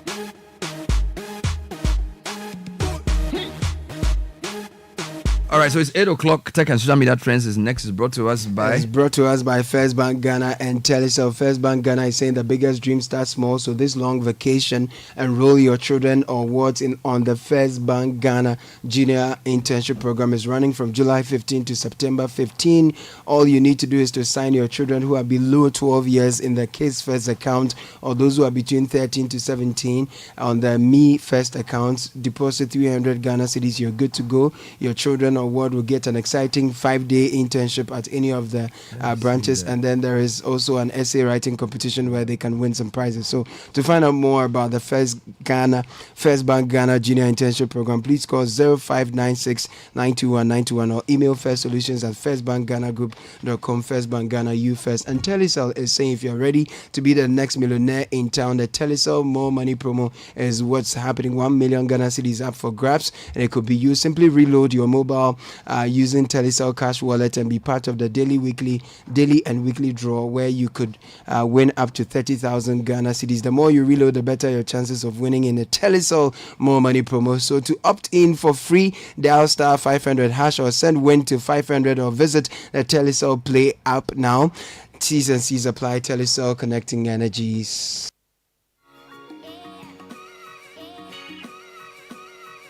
So tech and social media trends. Godfred is going to give us the details. What's the trend this morning? Oh, let me start from Twitter. That's where I normally take my trends from. Kwame Nkrumah is trending number one. For obvious reasons, he's been trending for 2 days now. Well, in fact, for 3 days since Sunday. That's the thing. Anytime the president talks about him, it gives him a lot of mileage. Yes. Quite a few comments have come through. People, somebody at Shea Esquire basically put up a video of Fela and Nicola Pakuti talking about Kwame Nkrumah. Yesterday there were a lot of programs about Kwame Nkrumah. People have shared photos. There's a lot. There's somebody. Mark Jordan has posted a letter from Martin Luther King to Sergeant for Dr. Kwame Nkrumah. Theo Achiampong basically has tried to wade into the debate of who founded Ghana with excerpts from a book called Ghana, The Road to Independence, published in 1960 by F.M. Bure. Okay. So that debate is ongoing. Founders Day also trending for people on the 5th August. It's a big conversation in Ghana. Trending. Yes, people really want to have a conversation about this. Then, of course, number 2 is Mondo Duplantis. Is that a new world record? Yes, 6.25. Wow. Yes, Armand Duplantis of Sweden. Meters. Yes. Yesterday voted into the history books and a lot of money. Actually, don't people fear that the thing will feel break? But some man me won't do the thing with the thing will go well. But what was he thinking about? Didn't package things. Packaging of the issues. No, Italy. Was it from the same event? Yes. It was the qualifiers to that. I think the event. guys who produced the sportswear for the he was overqualified. Well, Bernard made mention of this, but Google have lost a massive antitrust case over search. But Google is saying that they will appeal the hearing. So the decision from Judge Amit Mehta, correct the name, Amit Mehta, of the U.S. District Court for the District of Columbia, is something that Google says. Judge Mehta said that Google abused this monopoly powered by the search business in part by paying companies like Apple to present a search engine as the default choice on their devices and web browsers. So it says that in 2021 alone, Google spent $26 billion to be the default search engine across Apple and Android platforms. So that's something to be looked at. And then I'll come to Africa. You know Mobius? It's a maker of low-priced SUVs for startups. It was based in Kenya. It had been looking to do well for some time. Well, it has entered voluntary liquidation after efforts to rescue the company for nearly 1 year failed. So the company has been struggling to settle suppliers and pay salaries. And this was a company I remember when it started, like they were making just these small mini SUVs. So, there's just the difficulty of operating in such a space. Wonderful. Just on a sad note to end. That was taking social media trends. Yeah, just to also give you the name of the small the mall I was talking about. It's the Made in Ghana Mart. Okay, so Made in Ghana MIG Mart. You find them at Labone. All right. Opposite the Omni Basic Bank, in the same space at Subbox. And I'm sure that they also have a brand somewhere in airport. Okay, thank you. This is the Citi Breakfast Show. Since 1894, we've witnessed the evolution of a brand and proudly partnered with its people on the path to prosperity. From the ink-stained ledgers of the past to the lightning-fast transactions of today, First Bank has consistently adapted, embracing innovation while cherishing the legacy of our heritage and making giant strides across the globe. It's not just about banking, it's about enabling your success generation after generation. Our legacy defined the past, shaped the present, and in 2094, we'll still be fostering financial security and stability for future generations. We are helping to create a future where the possibilities are infinite, the opportunities borderless, and where the world looks up to Africa. Let's awaken the giant in you. You first. First Bank. Kind of way, tell you how the more money Promotional. Everybody likes money, but what do we like more than money? More money! Join the Telecel More Money promo and win money, more money, and even more money. Simply opt in for free and reload your mobile and broadband and be the lucky winner of the 1 million Ghana cedis grand prize. Also win cash prizes of up to 3 million Ghana cedis in the daily and weekly draw. Opt in for free by dialing *500# or send WIN to 500, or you can opt in on the Telecel Play app. The more you reload, the higher chances of winning in the Telecel More Money promo. Keep loading, win, and be a millionaire. Telecel. Connecting energies. Terms and conditions apply. This promo is regulated by the NLA on the Caritas Lottery platform. Join the conversation on the Citi Breakfast Show on Facebook at facebook.com/Citi97.3, Twitter at twitter.com/Citi973, and Instagram at instagram.com/Citi973 with the hashtag CitiCBS.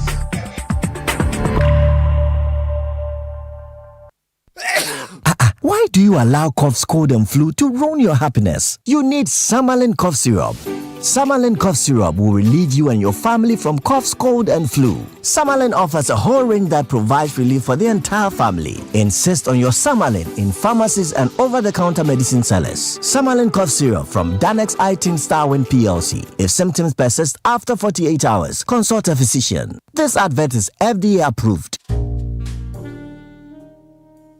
With the recent increase in electricity tariffs and fuel prices, power, although unreliable, has become expensive, and owning a noisy generator becomes a headache rather than luxury. For an affordable and durable electricity solution, you need to go solar with Translight. Feel the independence, experience the comfort, and be productive. Translight Solar. Wherever there is sunlight, there is Translight. Think solar. Think Translight. Locate us at 98 Boundary Road, East Legon, in between ARS and the American House at the White House bus stop. Visit our website at translightsolar.com. Call us on 0504 249 229 or 0206 542 454 or reach us through email info@translightsolar.com.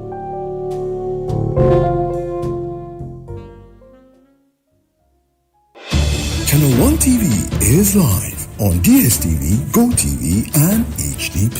On DSTV, find us on Channel 363. On GoTV, we're on Channel 117. And on HD+, get us on Channel 108. On a digital TV, run a new search. But take note that without an antenna, you cannot access Channel 1 TV. Channel 1 TV can be accessed on any free-to-air digital box, like the DSTV and HD+ boxes. Channel 1 TV, telling your story, empowering change.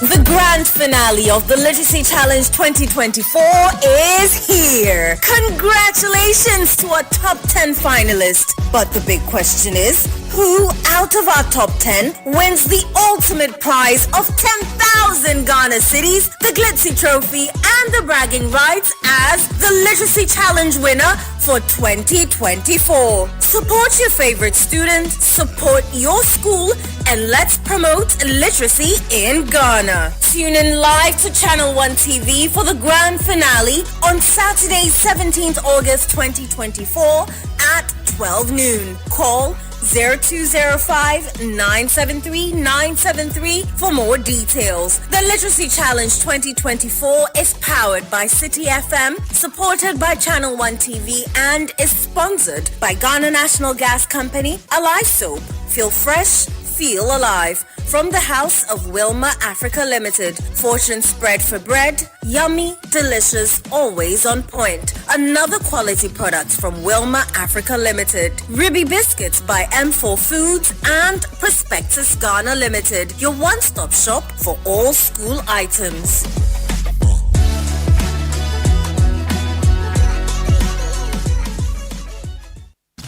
This is the Citi Breakfast Show. The Citi Breakfast Show. Rise above the noise. There's a situation, everybody's speculating. They say, what have we done to deserve this constant changing? Father, Father, hear us, cause we trust have failed us. They say, look to the Lord for salvation and he shall redeem you. Lord, I'm getting frustrated. Yes, I'm losing my patience. I've been waiting for so long. This is Citi. How long will this go on for? Got my back against the wall. I've been waiting for so long. Because this is who we are. It's our reality. It's our reality now. This is who we are. It's our reality. It's our reality now.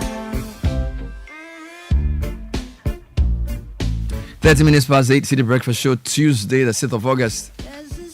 Let's talk about Bank of Africa, and then we'll come to some of your messages.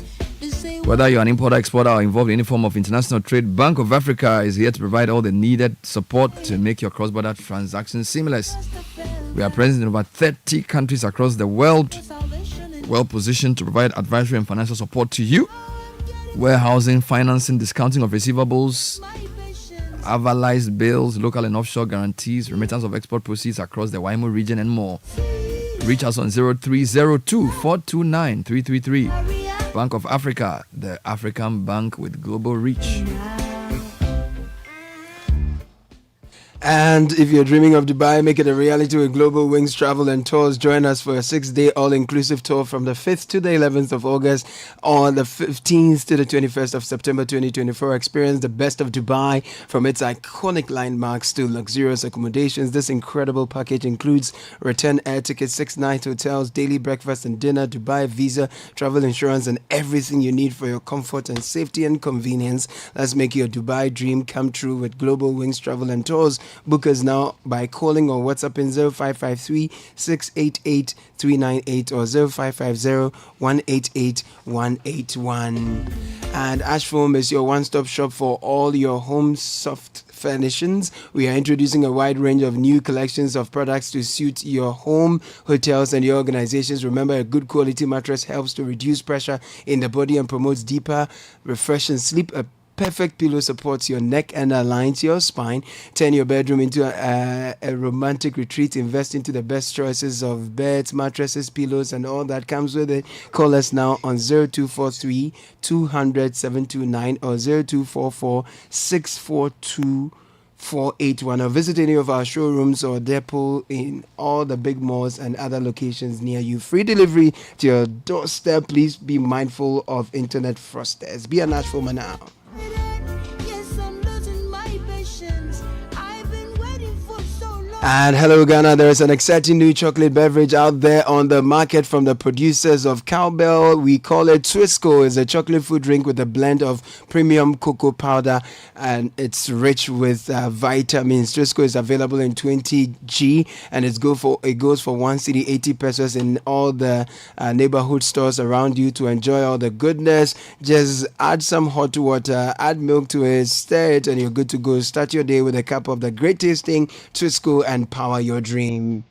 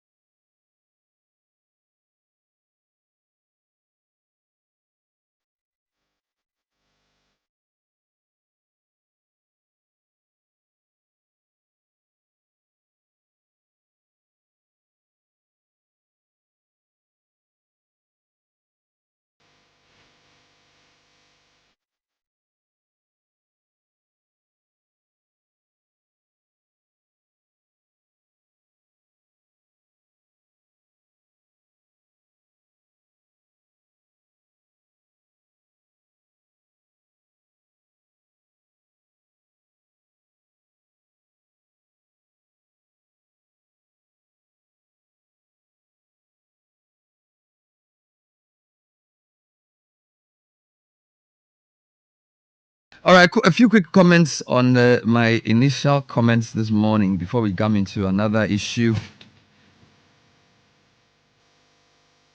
Zero 0549986996. I grew up using matches made in Ghana, corned beef made in Ghana, dry cell batteries made in Ghana, using glass bottles made in Ghana. Every region had a Gihok making something, in addition to many other factories.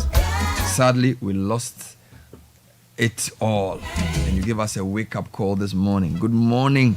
Coming in from one of my listeners on the show.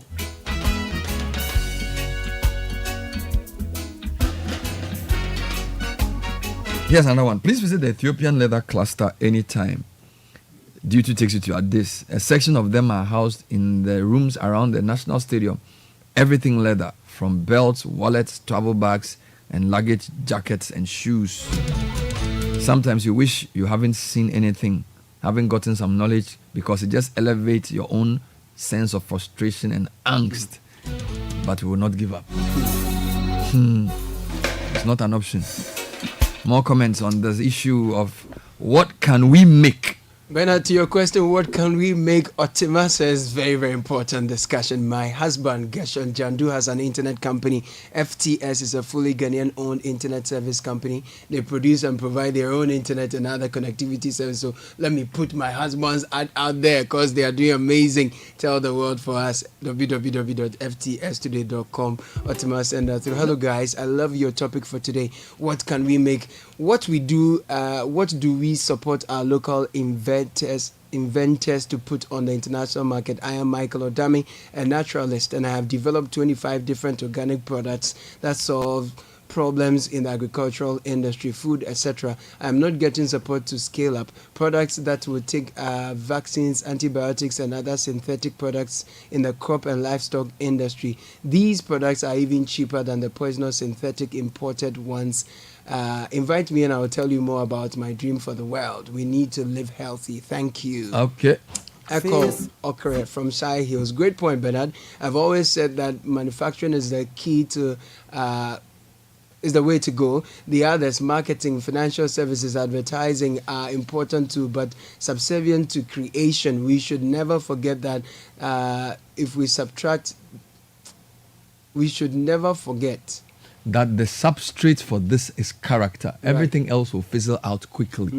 That's the point he's trying to make. Right. Samson says, thank you for the education this morning. This is exactly what I've been talking about. We should try to invent things and market them. Example, Google machine, modern technology, etc. This is what will improve the economy of Ghana and Africa. Journalists should do more education, as your profession says, instead of always politics. All right. Max from Dodowa. Bernard, we have too many bamboo plantations in Ghana, yet we import toothpick from China.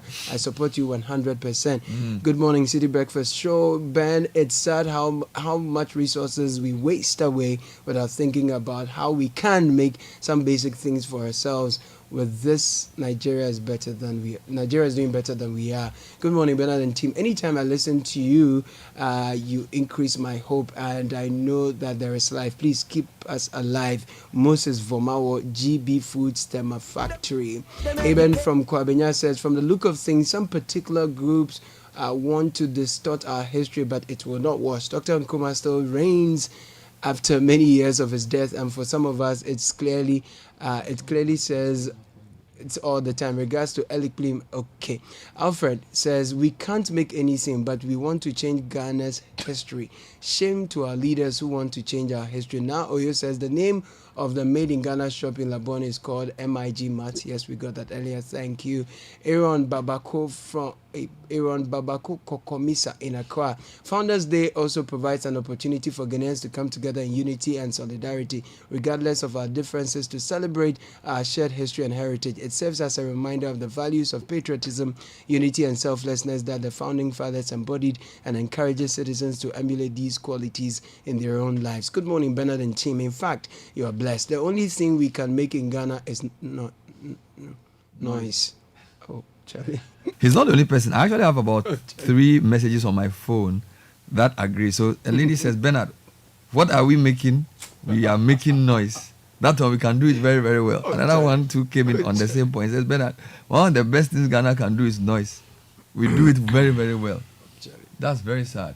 More comments on this? Hello, Bernard. The Galamsey activities are now being done very close to the Accra-Kumasi highway. I was in Kumasi last Saturday, and when the bus got to Enyinem, I could see the illegal miners going about the activities very close to the major highway. This is very sad. Business scientists said that. At long last, the battle has ended. Episode again.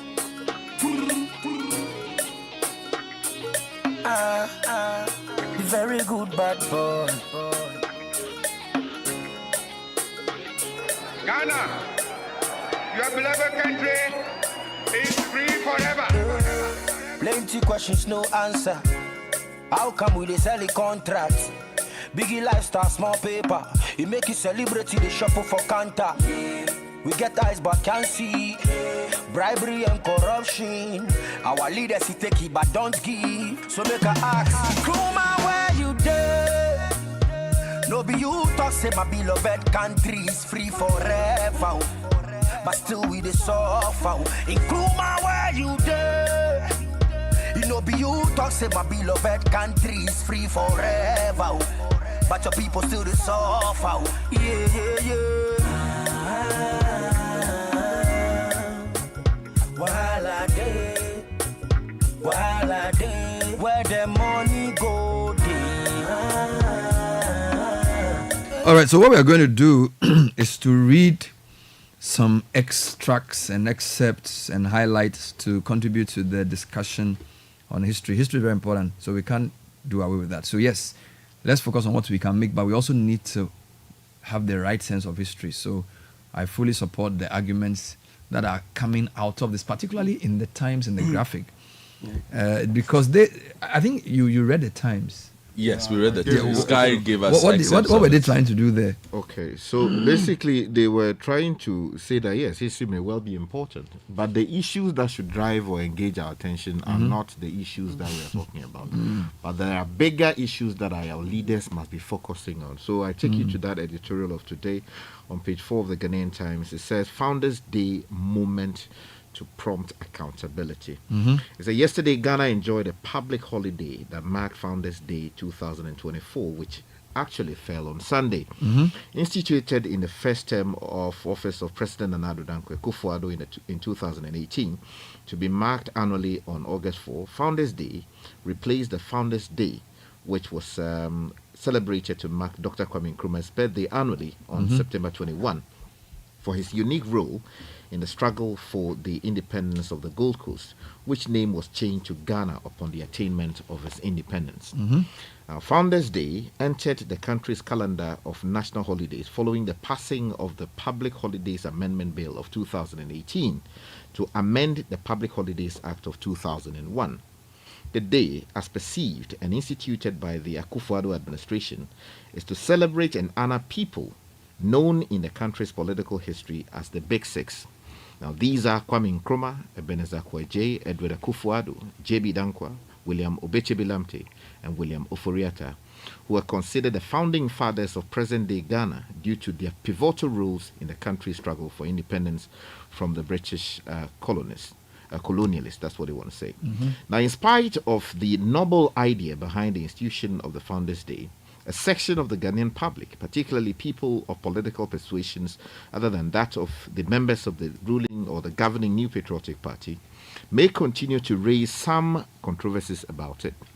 The Ghanaian Times rather thinks that Ghanaians should acknowledge its significance and use that to demand accountability from the ruling political class and other public officials at any time. Therefore, we refer to our editorial piece on Founders Day 2022 to reiterate that the choice of August 4 to celebrate Founders Day must not be seen as just another occasion, but one for reflecting on how to justify the independence fought for. What is the present generation doing to develop the country so that future generations will praise us for not letting down the so-called Big Six? In a speech to mark this year's Founders Day, President Akufo-Addo made reference to the country's founding fathers' unwavering commitment and dedication to the cause of nationhood, in the course of which they made sacrifices and showed resilience, leadership, and tenacity of purpose. Even though all Ghanaians must cultivate such values, it is incumbent on politicians and public officials to do more to sustain these. History is there to prove that the founding fathers did not amass wealth, neither did they arrogate to themselves privileges beyond imagination. It should be remembered that some countries like Malawi have long started questioning the unreasonable perks of their leaders and their lack of concern for the plight of their people. It's now Kenya and other countries have joined. The revolts in Kenya and Nigeria about economic hardships should be a wake-up call to Ghanaian leaders everywhere that they cannot escape showing accountability to the people. The business as usual holiday is gone. It is time to show accountability by eschewing corruption, negligence of duty, and ineptitude. It is also time for the country's leaders to show that sensitivity to the hardship in the country and do things that demonstrate that the people's expectation. Take your time. Go back to sensitivity. Okay, it is It is also time for the country's leaders to show that sensitivity to the show that sensitivity. Yeah, it's to show that the same sensitivity is being shown in Kenya. Yeah, to show that sensitivity, yes, in the country, and do things that demonstrate that the people's expectations are. What's the word? Is it some way? I think there's an issue with the construction. But you conclude it. Use your own sense. So it's saying that it is time for the country's leaders to show that sensitivity to the hardship in the country and do things that demonstrate to the people's expectation in some way. But basically what they are saying that we are in this together. Yes, please. One way to do this is to cancel the superfluous pegs like those under Article 71 of the 1990. Correct for 10 points. Yeah. I like the Ghanaian Times today. Yeah. I think they've picked a controversial issue and then distilled the more salient matters beyond that. What did the graphic do? Well, the graphic took an interesting angle as well. On page 7, they have an editorial. This is titled Founders Day, a time for reflection, unity, and not division. Yes, I'll take it from the graphic editorial says that indeed it is good to have a debate, but they are the daily graphic of the conviction that as we celebrate Founders Day, we must also acknowledge the sacrifices made by our forebears. Thank you. The struggle for independence was not without its challenges and casualties. Many lives were lost and families were torn apart. However, their sacrifices were not in vain. Their bravery and resilience paved the way for the Ghana we know today. As we move forward, it is essential to recognize the collective efforts that led to our independence.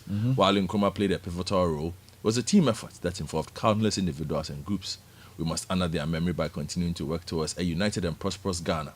We must also learn from the past and build on the foundations laid by our founders. The debate on who deserves credit for Ghana's independence should not divide us. Instead, it should serve as a reminder of the power of collective action and the importance of leadership. With the sacrifices of our forebears in mind, let us come together to honor our shared history and work towards a brighter future for all Ghanaians. We owe it to ourselves, our children, and future generations to build a Ghana that is worthy of our highest aspirations. We encourage all to draw inspiration from our shared history, embracing the values of solidarity, selflessness, and patriotism that defined our independence struggle. Only then can we truly build a brighter future for ourselves and generations to come. So you see, let me read it in. So that was a graphic. Yeah, graphic. Let me read it, and maybe it may make sense in a different way. It is also time for the country's leaders to show that sensitivity to the hardship in the country, and do things that demonstrate the people's expectation that we are in this together. Wonderful. Maybe that would make sense. That's correct. That's correct. Now let me read excerpts of Raymond Atuguba's article he wrote. Again, it's funny. Ghanaian Times goes back September 2022. I think it was September, right? Yeah. And then Raymond also wrote a paper on September 21st, 2022. And it was a paper he lectured or delivered a lecture at the Founders Day celebration of the Socialist Movement, Ghana. And I'm going to jump into, he calls it the myth of the Big Six and the real Founders Day. I don't want to go back to the debate, but his argument in that first, so he had 3 main points he was making. That there was no Big Six, and that number 2, Nkrumah documented what he did, and number 3, there's violence against our ideas that we need to fight against. Now he says, Osafo Nkrumah is a leading light in the world, in Africa, a consistent Pan-Africanist and nationalist who the vast majority of Ghanaians verily believe is the founder of their nation and who should be celebrated on Founders Day. 2, there's no Founders Day because all the other important persons who contributed to our independence, including those who did not want independence for us as early as 1957, are celebrated on Independence Day.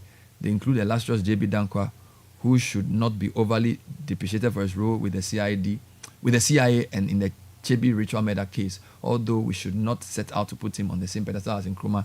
Then he says 3, this is what I agree with. The debate over the Big Six and the real Founders Day is really a sterile one, a backward-looking debate that should be substituted for something more forward-looking and productive. Okay, he wrote this 2 years ago. So 65 years after independence, so I can say 67 years after independence, we should not be debating who the founder of the nation is. We should not be miswriting our history to favor personal and clannish agendas. We should be focusing on why there is such a paucity of knowledge infrastructure and knowledge resources such that this issue has become an issue at all. Let me repeat this. We should be focusing on why there's such a paucity of knowledge infrastructure and knowledge resources such that this issue has become an issue at all. Then it comes to point 2. The second point I wish to make at this lecture is this. As comrades, we have in the last 65 years focused on doing, on activity, without devoting enough attention to scripting who we are, what we have done, what we are doing, and what we will do. Let me repeat this. He says we are focused on activity over scripting who we are, what we have done, what we are doing, what we will do. If we had the ready knowledge infrastructure and knowledge resources that ensured that the true character of the many issues that we debate in Ghana today are laid bare, many of the issues we spend time and energy on would be revealed for what they truly are, non-issues. We have witnessed the propagandists of various presidents after 66 compared them to Dr. Nkrumah without any trepidation, some being brave enough to put them on the same pedestal.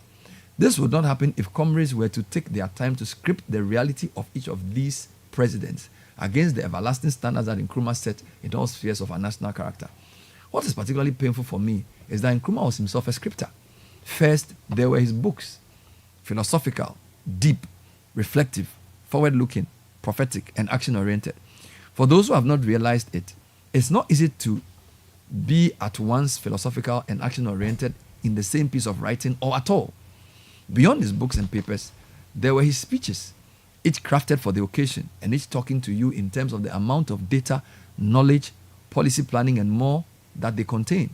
I recommend to you the speeches at the inauguration of the Akosombo Dam, the inauguration of the Atomic Energy Commission. I have that speech, Akwabenya, which I believe carried his vision for making Ghana and Africa a nuclear power, and his speech at the opening of the Ghana Law School, and in particular his articulation therein of his vision for a really Afrocentric system of legal education. So 3 speeches, Akosombo Dam, Atomic Energy, and Ghana School of Law. And these are 3 seminal speeches you should read. Comrades do not collate these writings in easily accessible forms.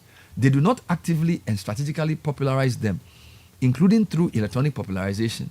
They do not keep these writings and scripts alive in policy, intellectual, and academic scholarship and debate. They do not invest in comparative analysis of these with later events, especially those that seek to rewrite history in terms that are favorable to individual persons, their families, and their clans. Resultantly, we have a lot of nonsense on Wikipedia and in textbooks that are used to teach our children that pass for the history of Ghana. Then it comes to a second example. I don't want to go into the Wikipedia point. It says, my second example is more dated. It relates to the bastardization of Nkrumah following his overthrow as president. The unkind accounts of his tenure as president by scholars such as T.O. Omari and even Professor Edu Buahin have become the history of Ghana. They said, for example, that Nkrumah gave himself power to legislate over and above the legislature, but forgot to add that Nkrumah never used that power, even once. Kinder accounts of Nkrumah's tenure as president have consistently been kept under the bushel. Again, comparative analysis is missing. He goes on, the National Liberation Council, which overthrew Nkrumah, appeared far more dictatorial than Nkrumah when they labeled whom they labeled as a dictator, or whom they labeled as dictatorial and deserving of overthrow.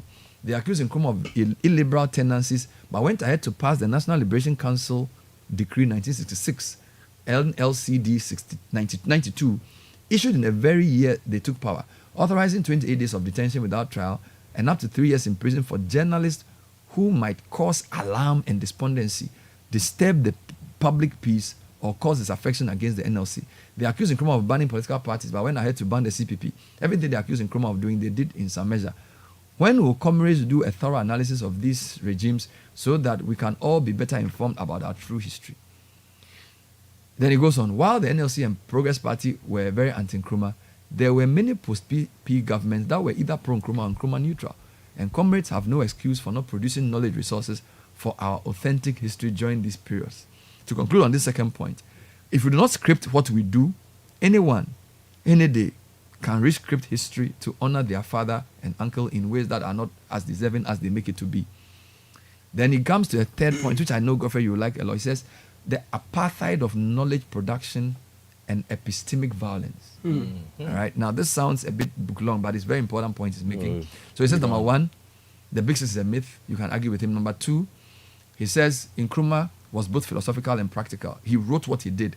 Most of our public commentators have not written or documented what they are doing or what they seek to do, and which is why we debate many issues, because he calls it a knowledge infrastructure is missing. Very important point. Third point. Flowing from the second point I have just made is the third and last I seek to make today. There is a certain apartheid in knowledge production and epistemic violence that consigns the indigenous production of historical knowledge to second place and behind Euro-American accounts of it. Now listen to this carefully. He says, the physical location and relocation of historical materials about Ghana in the British Archive and in CIA storage rooms in Langley, coinciding with the politics and economics of research funding, have ensured that the majority and the most popular and recognized scholars about the history of Ghana, Godfred, are expatriates. We are quite behind in the infrastructure for producing local knowledge, including oral history research and knowledge resources based here in Ghana. We need to break this trend immediately. If you read books like A Dam for Africa on the Akosombo Dam by Stéphane Michier, it is clear that a creative use of the knowledge resources that cannot be physically taken away would stem the tide of apartheid in knowledge production and epistemic violence. Indigenous knowledge, oral histories, archaeological excavations, as is happening at the site of the Osu Castle, are all sources of unique local knowledge that are available for comrades for keeping the true history of this nation intact, evolving only in accordance with evidence-based research. Epistemic violence is a primary measure for any system of domination. Domination is not accomplished only by military might, physical repression, and economic exploitation. It is also executed, as Enrique Galvan Alvarez has told us, most importantly, through the construction of epistemic frameworks, that legitimize and enshrine these practices of domination. Andrew Norman prompts us that, of course, the phenomenon in question would not ordinarily be thought of as violence. It is too respectable, too academic, too genteel for that. It is violence all the same and deserves to be seen for what it is. Quote, anyone who has a problem imagining epistemic violence should read Festus Iyayi's Violence, a chronicle of economic and social violence in Nigeria. Unless we overcome epistemic violence, which forcefully delegitimizes, represses, and sanctions our methods of inquiry, our ways of knowing, our mechanisms for generating, storing, and utilizing knowledge, and disallow the continuing enforcement of only other possibilities of knowing, we will never know ourselves and can never be what we seek and yearn to be seen as a nation. Let me repeat this. He's defining epistemic violence. Sounds big English, but it's true.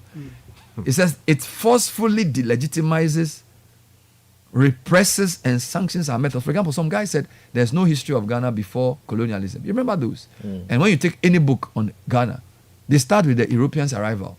That is epistemic violence, right? Where we've standardized such texts to say that before the Europeans came, there was nothing going on. It's a big lie. Right?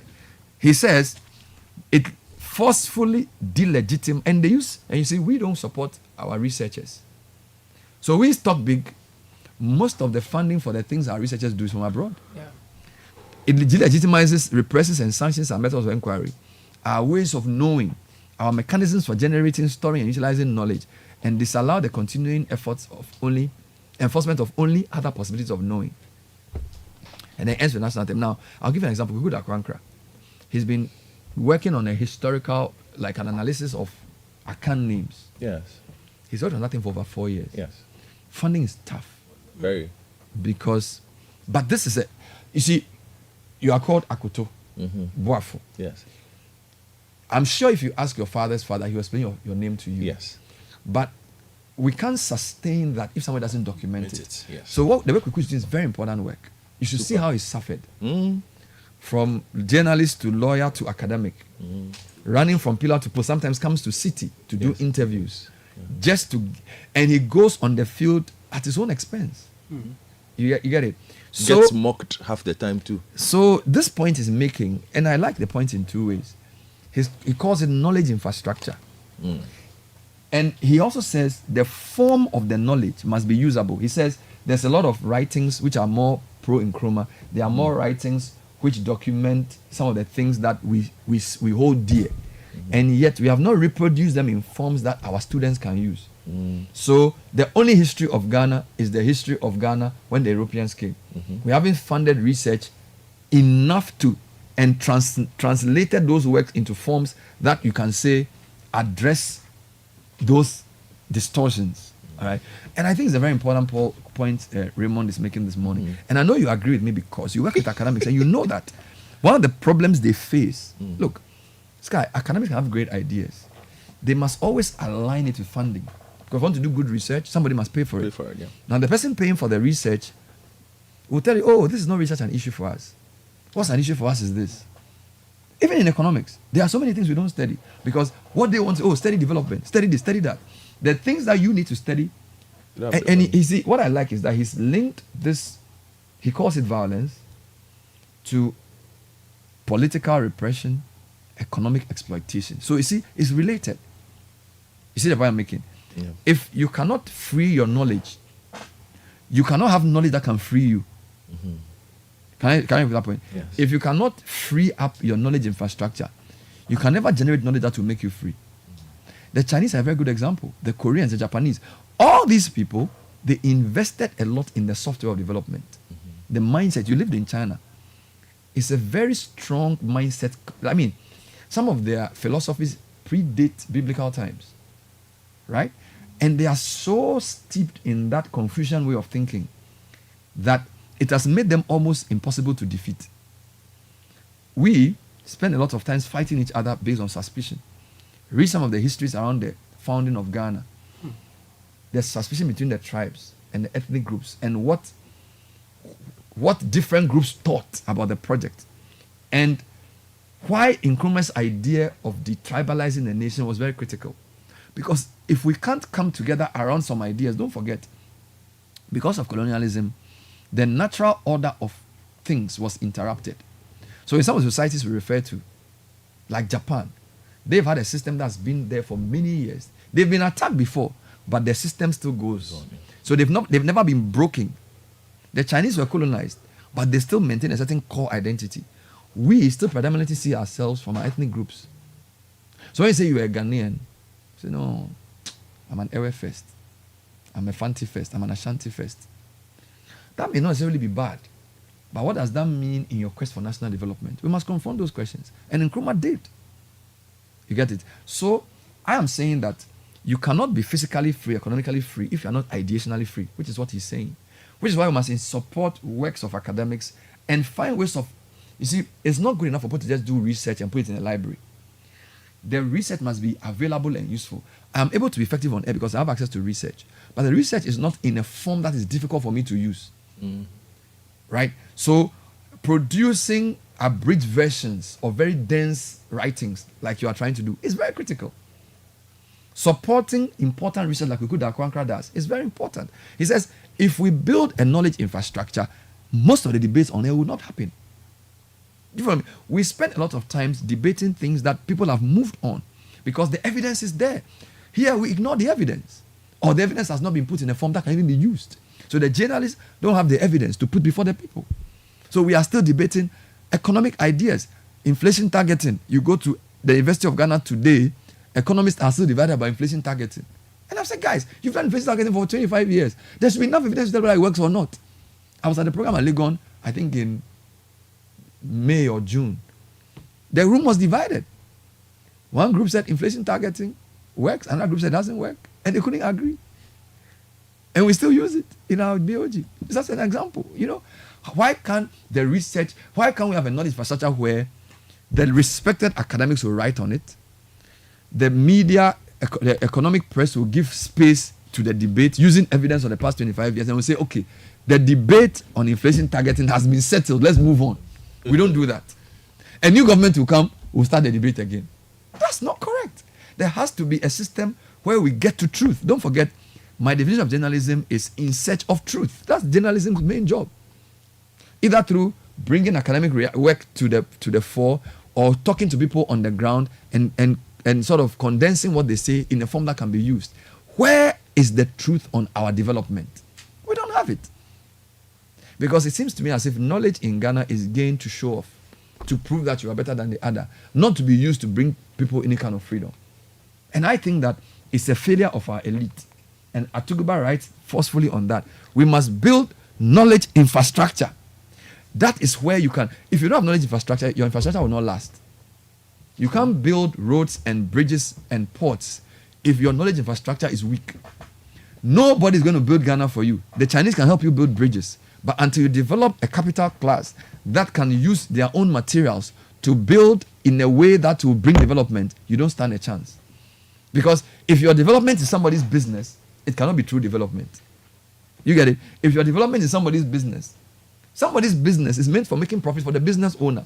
Yeah. So if your development need a bridge is somebody's business, no, it has to be the government's priority. Empower local people to do it. Learn from the best. Learn from foreigners. Learn from Chinese. Learn from Japanese. Learn from Americans. But they will not replace your own knowledge system. So, which I come back to say, the challenge of our current leaders is so vast. And if you look at the thing they are spending time arguing on, it's so small. Mm-hmm. And it's sad because where we are with the challenges we are facing globally, all the riots, Kenya, Bangladesh, UK, people are tired. And we are still using old passcode notes. Godfrey, something has to change. Talk to me. I agree with you largely. And thank you for highlighting the work that we do at the Conversation Africa. Please read the Conversation I Africa. didn't mention the name, but they know who I was talking about. Please read the Conversation Africa every morning. But, you know, the point you made and the point Raymond makes is why, for me, Nkrumah was important. Mm-hmm. When he opened the Ghana Law School, which he made reference to, 1962, Sky, January, or 64? 62, the Ghana Law School. 1952. I'll check. It was 62. Let me check. It was 62. You go ahead. I'll find it for you. He makes reference to the existence of a legal culture.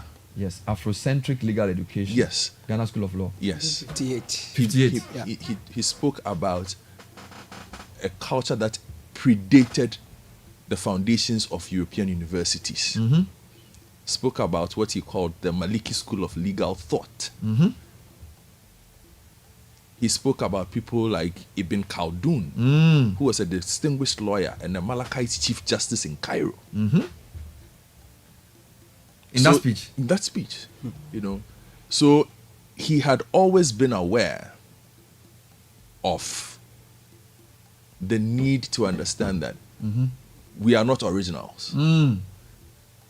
Things have come before us, and there is a need to recognize. And he knew those things because one learns them.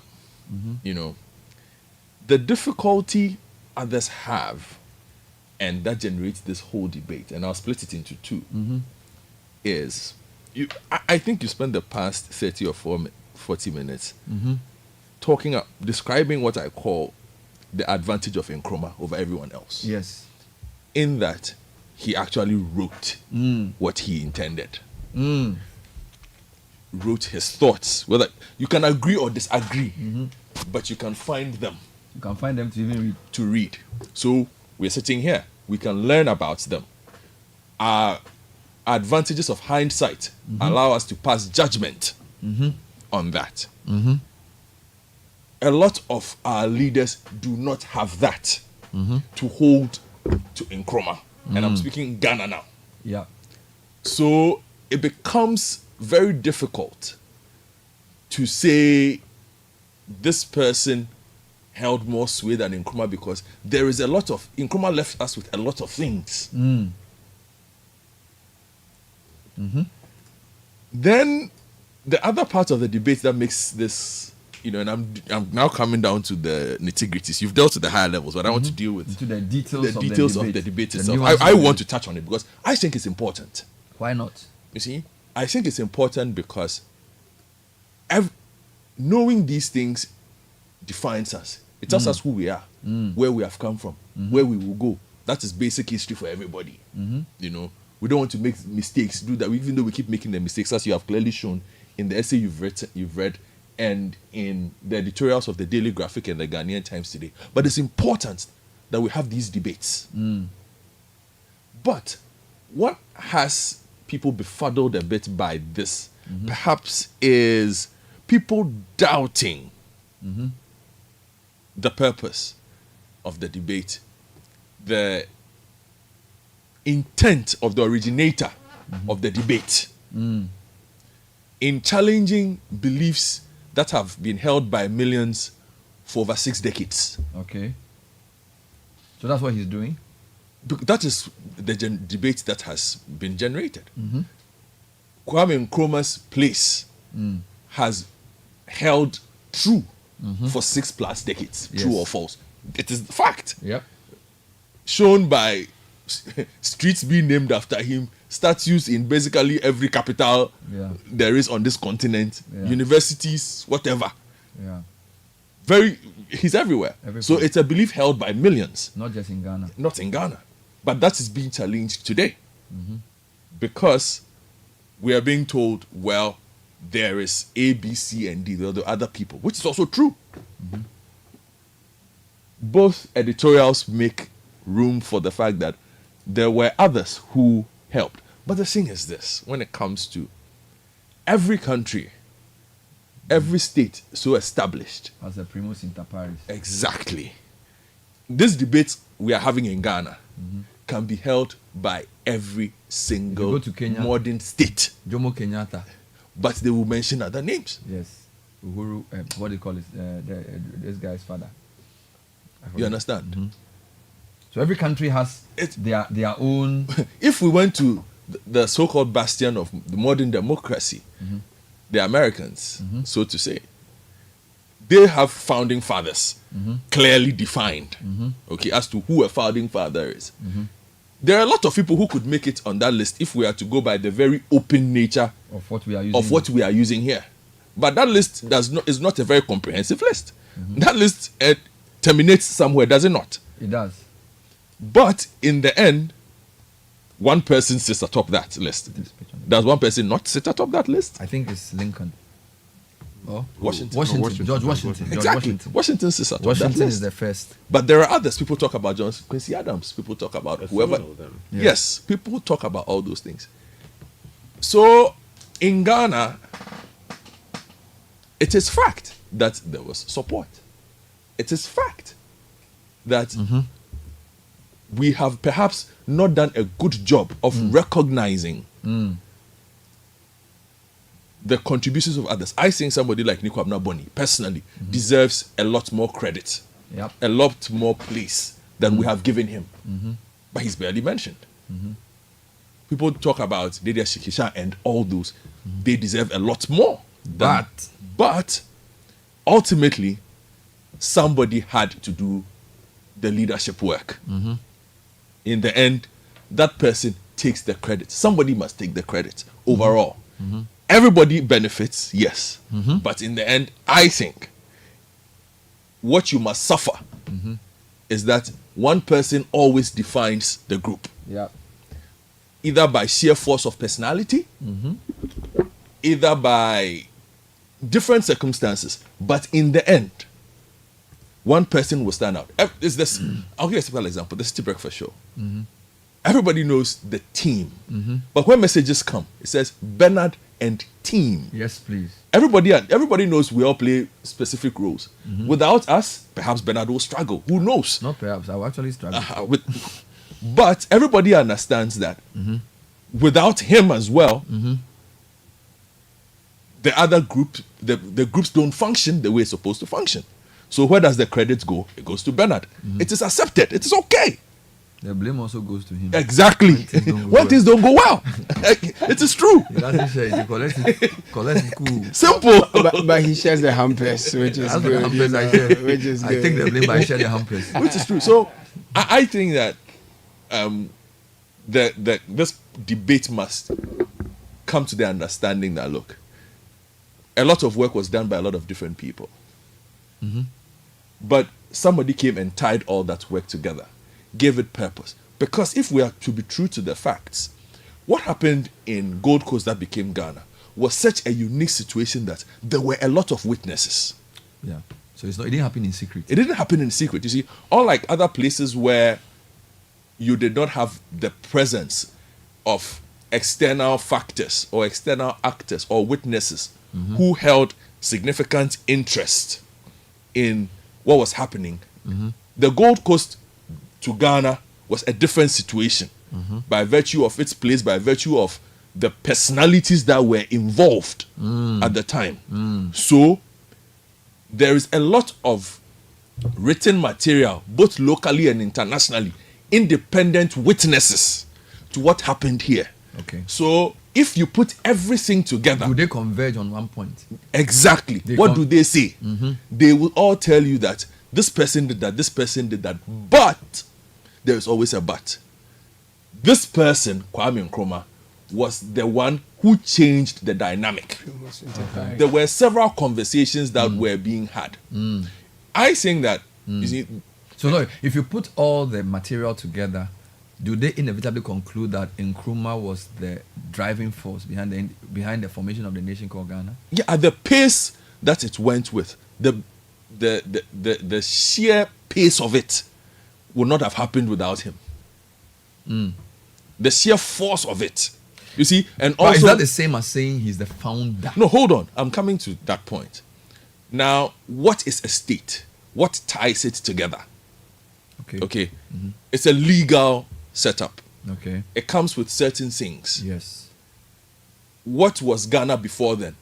A colonies. disparate group of settlements with different systems, different beliefs, different religions, different taxation systems to a certain point. Yeah. Okay. Yeah. Different organizations. Bringing all those together under one flag, whether all those quarters agreed or not, and keeping it so, for it to remain so for 67 years. Is how a nation was built. It's how the nation was built. The nation is still being built. We haven't finished building Ghana. Okay. But so the nation was formed. The formation of what this is one, on paper.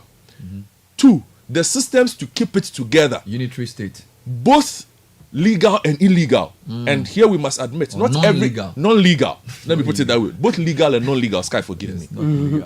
Because we must also admit that not everything Nkrumah did to form this would be appealing to what we know now in terms of you can't judge yesterday's actions by exactly.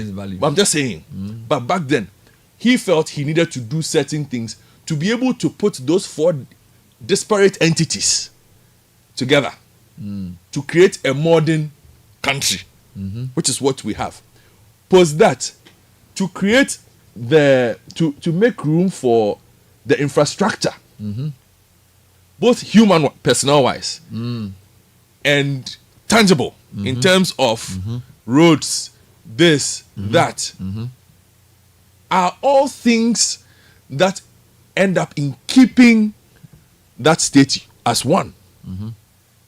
Okay, so if you remove Nkrumah from that equation, do we say that we would have been able to create a single entity that would have stood the test of time for 67 years? I don't think so. Because if you read the witness outcome, the witness accounts of the first-hand accounts of what was going on at the time, people had suspicions. There was a significant level of mistrust. People felt that, okay, did we actually need this at this time? People felt, well, we are doing fine.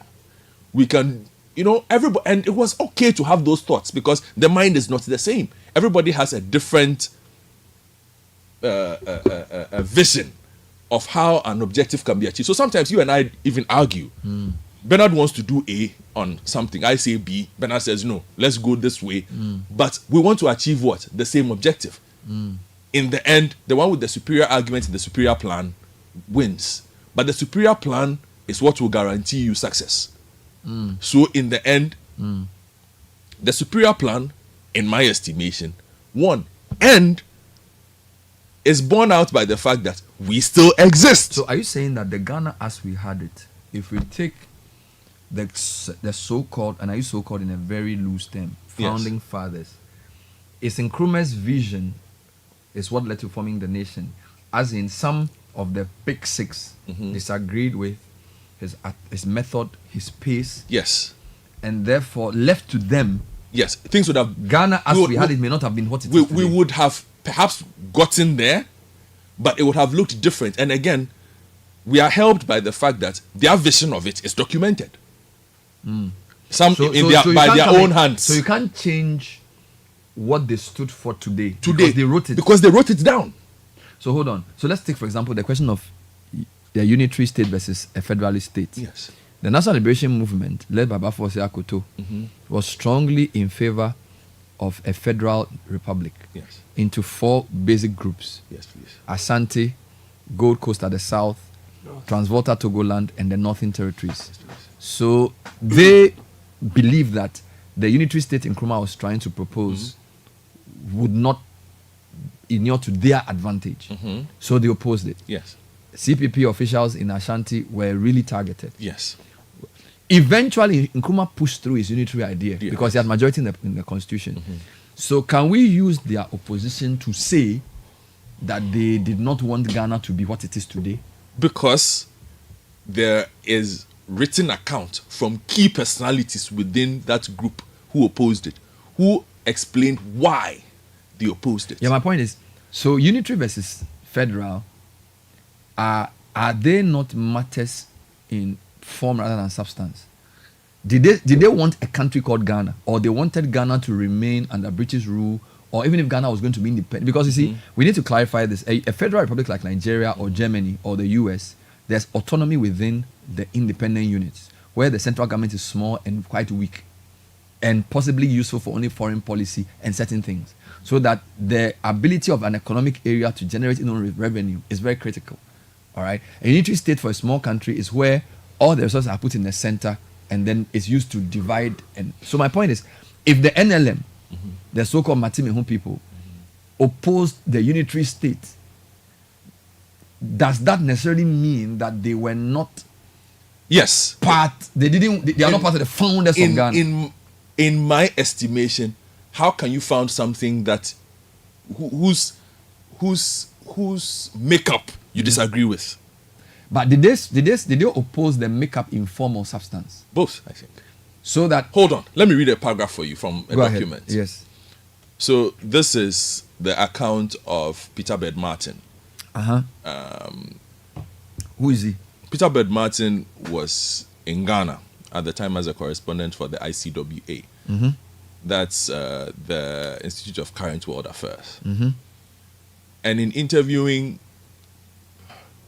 the leaders of the NLM at the time, he was in Kumasi. So listen, this is 1955. Yeah, so this is NLM is the group prior to full independence. So Bafose Akoto, Dr. Akoto's father, the Ashanti Kingdom's linguist, was the leader of the NLM, which had people like R. Ramponsa, Joe Apia, and Chibu Dako, and others. So just I'm going to read 3 paragraphs for you. It says, but about 3 months ago, the National Liberation Movement began. This is a wire that was sent that I have.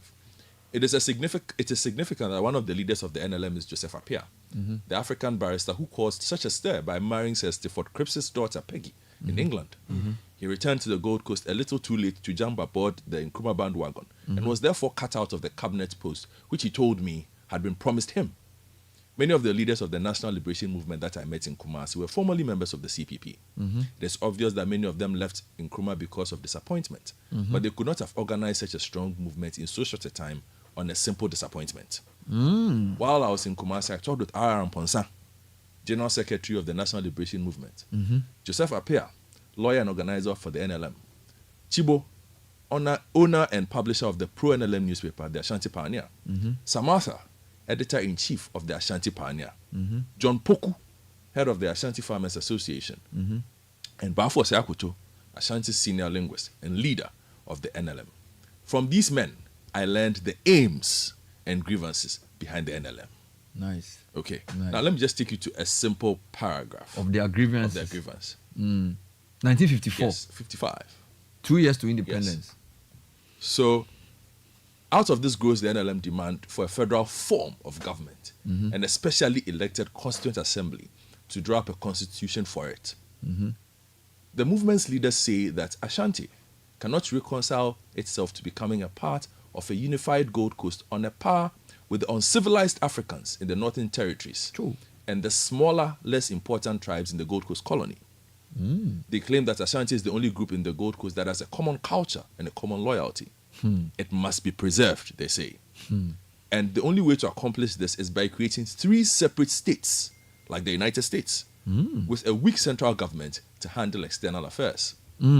They realize that Nkrumah is strongly opposed to this and will never let such a plan go through the present CPP-controlled Legislative Assembly. Hence, the demand for a specially elected Constituent Assembly. The National Liberation Movement firmly believes that it has gained enough support in the past few months to control the Constituent Assembly through the Ashanti delegates and the splinter party delegates from the Northern Territories and Togoland, who have already pledged support to the NLM. So it's clear in your head. So they wanted a federal type arrangement. Exactly. So my point is, in saying founder, I look at the modern state that we have and the fact that we have not deviated from that unitary state from the blueprint that was set. So based on this, you can give it to Nkrumah. So or for Nkrumah me, has taken it. Personally, that is why I leave it. Thank you. All right, thank you very much. By the way, there's a lot of historical material and some. Let me take my word back. The debate is good insofar as it gives you the chance to go back and read more. All right, because like a lot of the things, like this morning, whilst on air, a friend of mine, Kofi Akpabli, has sent me the speeches that Raymond referred to. So now I have the law school one. I have the no, the first one actually. Yes, he sent me the African Studies one. Okay. That one is something I urge everybody to read because it comes to the point about the African intellectual. Yeah. The African Studies one is called the African Genius. The African Genius. Where did I put this thing? It's here. I've opened it here. The African Genius. So one of the things that these discussions bring to the fore is for you to go back and read more about what happened. And also the point about reading different things to have a rounded view of the issue. All right. And one of the things that troubles me is that even in our politics today, the Ashanti question hasn't really been addressed. I mean, look at the MPP and some of the issues within the party around any time there is a non-Ashanti leader of the party and the challenges they face. All right. Now, if you read this history that you just read, it will help you put it in better context. Do you understand? Because the arguments they made then, I'm sure there are people who still believe those arguments are true. And that could also inform why certain decisions are made in the current MPP, which you may not understand if you don't have that history that he just read to you, about the dominant role they played as those who opposed Nkrumah. So you can understand why somebody born in Kumasi may not get angry if they hear Napo say, "You're Nkrumah." If you have this history and you know who he is and where he comes from and what Nkrumah, so because in that same article, Nkrumah took away the source of finance for the chiefs by creating Cocoa Marketing Board and the other company around our gold. Essentially, the resources that the chiefs were getting from the cocoa farmers came to the state. And because the Asantini controlled that whole economic area, there was a strong opposition to Kwame Nkrumah. And I have friends who are in Kumasi who say supporting the CPP in Kumasi was a dangerous thing at some point because of the level of animosity generated by some of the NLM politics. Okay. So maybe we didn't want to have this debate, but I think somehow it also helps us. And the other point is, you see, when you understand where you've come from with this history, it must also then guard the way you do things. Yes. Which is why I worry that, for me, I think the president sometimes unnecessarily stokes controversy because where we are, I mean, not controversy that we needed. Yes, he could have done without it. Where we are now, and the challenges we face, and the fact that he's on his way out and trying to, is almost. If you listen to him yesterday, he was trying to almost say the most difficult period he faced was during the COVID. Almost trying to, I won't say apologize, but almost trying to say that he couldn't solve all the problems in a certain very interesting way. Do you understand? If you listen to the news this morning, he was saying, "Oh, like COVID was the most difficult time in his era," and da da da da da. And then to throw in this thing which sets the nation on edge, I don't think is helpful. Do you get it? There are certain things that are better discussed. I don't know. Maybe he feels as president he should correct a historical fault. I always say that when you become president, and I've not become one before, you must differentiate the party, the government from the state. And those things are legally very different. So the state has continuity. The government has 4 years, 8 years at most. The party organizes around who wins or loses. So what I don't see is sometimes in official position, we still push party stuff. I think that head of state should do things more inclusive, should do things more unifying, because you need the country to rally behind you. And I'm not saying you shouldn't debate certain topics, but as a head of state, there are certain issues you must avoid because they are more divisive, where we are in our history. Okay?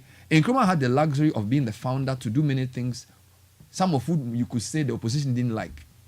But if you are governing a country in 67 years of independence, trying to figure its way out economically, you need a whole nation, like you need consensus around economic ideas, around tough decisions. Okay? But the system where we have divisive Westminster type politics playing in a country that wants to unite around certain ideas is not very helpful. And I think on that point, I fault the president because he always seems to fall in the trap of us versus them. Whereas the thing is too small. Yes, NDC and you can do your thing at elections, but there are certain things that there's not really an NDC MPP issue. Yeah, it's a state issue. You get it? It should be beyond. And even the whole, look, you can ask the average Ghanaian whether he understands August 4 Founders Day. Most people don't. Most people still remember July 1 as a holiday. Maybe a new generation will arise who may remember August 4. But I can tell you that most people, they say there's a holiday, yes, they are home. But to even make the connection between that and the founding of UGCC, it's a bit tenuous. You get me? So I feel like there should be, the president must find a way of bringing, because we have so many challenges and we don't need these types of, I call it divisive rhetoric around these kinds of things at this time. We already have a difficult situation with an election that nobody knows what's going to happen. Do you get me? We should be saying things that let people know that, by the way, whichever party you belong to, Ghana is at stake. Whether you're Nkrumahist or whatever. Do you get me? We should have that type of thing so that people, because look, if we don't unite, we can't develop. That's just the truth. Kwame Nkrumah told us, Africa must unite. And even within Ghana, we can't unite. The whole Africa must unite too. And we are sitting here, even within Ashanti, Eastern, even MPP, even within a small party crowd, some people are fighting. How can we develop if we are so divided? Are you sure this is not a fight between the royals and the rest of us? Oh, is that what you are thinking? Well, I mean, if you look at it generally, it would seem to me that, you know, Nkrumah's biggest problem, as you pointed out, was his decision to sort of take away the wealth of the chiefs in the sense of, you know, their source of power, their source of authority, wealth, you know, the taxes they were taking, take all of that away and centralize it, right? Yeah. Of course, if you are royal, you wouldn't agree with that kind of thing. Yeah. And how the Ghanaian society was structured and organized at the time, you wouldn't agree with that. Yeah. So you would have a royal say that Nkrumah, you know, that's one thing. And then you have another royal who is coming in from the eastern region. No, I'm making a point. You are making a point. Who is saying that, look, I mean, yes, the man's achievements are not parallel, know, unparalleled. But, you know, you can't say, as said, that he's the founder of modern Ghana. The point I'm making is that if you situate it within the American context, it was the common people of the U.S. who rebelled against the British establishment. Yeah. The idea that you are born in a certain family and so you should rule. Yeah. The people of the U.S., the likes of George Washington, of course, they were, you know, owners of all kinds of ranches and all of that. Yeah. But they rebelled against the idea that where you are born or the family you are born into is what determines whether or not you become a leader. So they fought and led a revolution, which ultimately led to the creation of the U.S. as we know it. Yeah. So while you may have some of the people who subsequently led or who were part of the fight becoming part of the original founders, about 7 of them. Yeah. There were also people who wrote brilliant articles, who helped informing the U.S. finance system as we know it today. All these people came together to become known as the founders of America. So if you situate the same argument within our system, and you look at how Nkrumah came to have problems with the chiefs, and why he came into confrontation with the chiefs, then you would understand that, look, many of the people who still oppose him today will seem to have a certain royal blood flowing through them. And perhaps we should interrogate the issues along those lines. Interesting angle to the discussion. Time check 9:19. Well, send us your comments. We have a couple of quick interviews to do. There's a big sales conference, the National Sales Leaders Conference happening in Ghana. I'll be speaking to the organizers for that shortly. And then also, before that, the QIC is in the studio. And it's a very interesting relationship between the QIC and the Catholic Secretariat. We'll talk about that shortly. Stay with us. We'll be right back. The City Breakfast Show. Hi, Mom, it's me, Kwame. Hey, Kwame, how are you? Mom, I'm fine, oh. Okay. You know something? No, tell me. I'm looking for a complete furniture set for my new place. Kwame, I've told you before, the only one place you should go, Yeah, Mom, but I need a mattress to fit my bed. Ash Foam. I need a bed to fit my room. Ash Foam. What about a sofa where go relax my body? Ash Foam. Wardrobes to fit all my clothes? Ash Foam. What about linens and pillows for sweet dreams? Kwame, Ash Foam. Mommy, I don't feel you. Ash Foam all the way. For mattresses to beds, sofas, wardrobes, linens, pillows, and more, don't waste time and visit any Ashfom showroom across the country or call our hotline at 0243 200 729. Ashfom. Feel it, know it. Hey, so what goes into building quality structures? I mean, literally, what goes into it? Wujaf, you don't want to be sitting here somewhere worrying whether or not you did a really good job. It's a very simple equation. If there's no diamond cement in the mix, massa, forget it. Don't start cry. Menye, diamond cement has been providing builders, block makers, and construction companies that peace of mind for years. Diamond cement is 42.5 R grade cement, unbeatable quality made right here in Ghana. And because we have your pocket in mind, we provide 32.5 R grade so that everybody getting on. No long talk, Jack. If there's no diamond cement in the mix, don't start. Locate Diamond Cement Ghana Limited nationwide with factories in Aflao, Takrade, and Buipe, or call 0244 313 368 or 0540 111 978 or 0202 021 175. Diamond Cement, still as hard as a diamond. Since inception, almost 100% of Ashesi University students have found jobs, started businesses, or gone on to graduate school within 6 months of graduation. From Accra to Nairobi, London to New York, Ashesi graduates are noticed and are leading successful careers. If you dream of a rewarding life and career, an Ashesi education prepares you just for that. Learn more about applying to Ashesi at ashesi.edu.gh. Remember, admission is ongoing. The City Breakfast Show. Rise above the noise.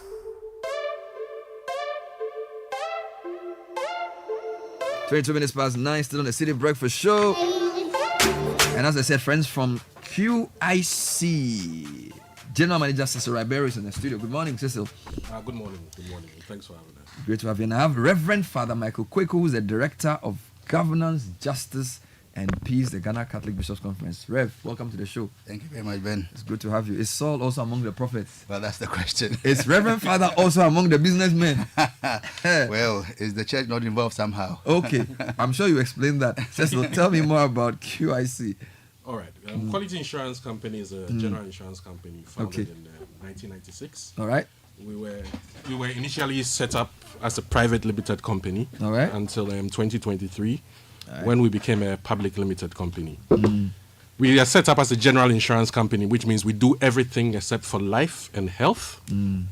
Mm. We are best known, and what Quality Insurance is best known for is coming up with innovative products. So I'm sure you would have heard that in the year 2019, 2020, and 2022, we have continuously been awarded the CIIG Insurance Product of the Year for innovation. Okay. And that's why we have our Go Girl policy and our Golden Age policy. Mm. We are everywhere. We are in all regional capitals and in some Catholic churches nationwide. So that's just a little about quality insurance and how to reach us. Wonderful. Yes. So you've been here since '96, which is when I went to secondary school, Form 1. So that's quite a long time Yes, ago. yes, Almost yes, close to 30 years. So what is this annual Catholic corporate mass? What is that? Okay. So it's obvious that being set up by the Catholic Church, our base is going to be made out of mainly Catholics. Okay. That does not mean that we don't have other people who are clients.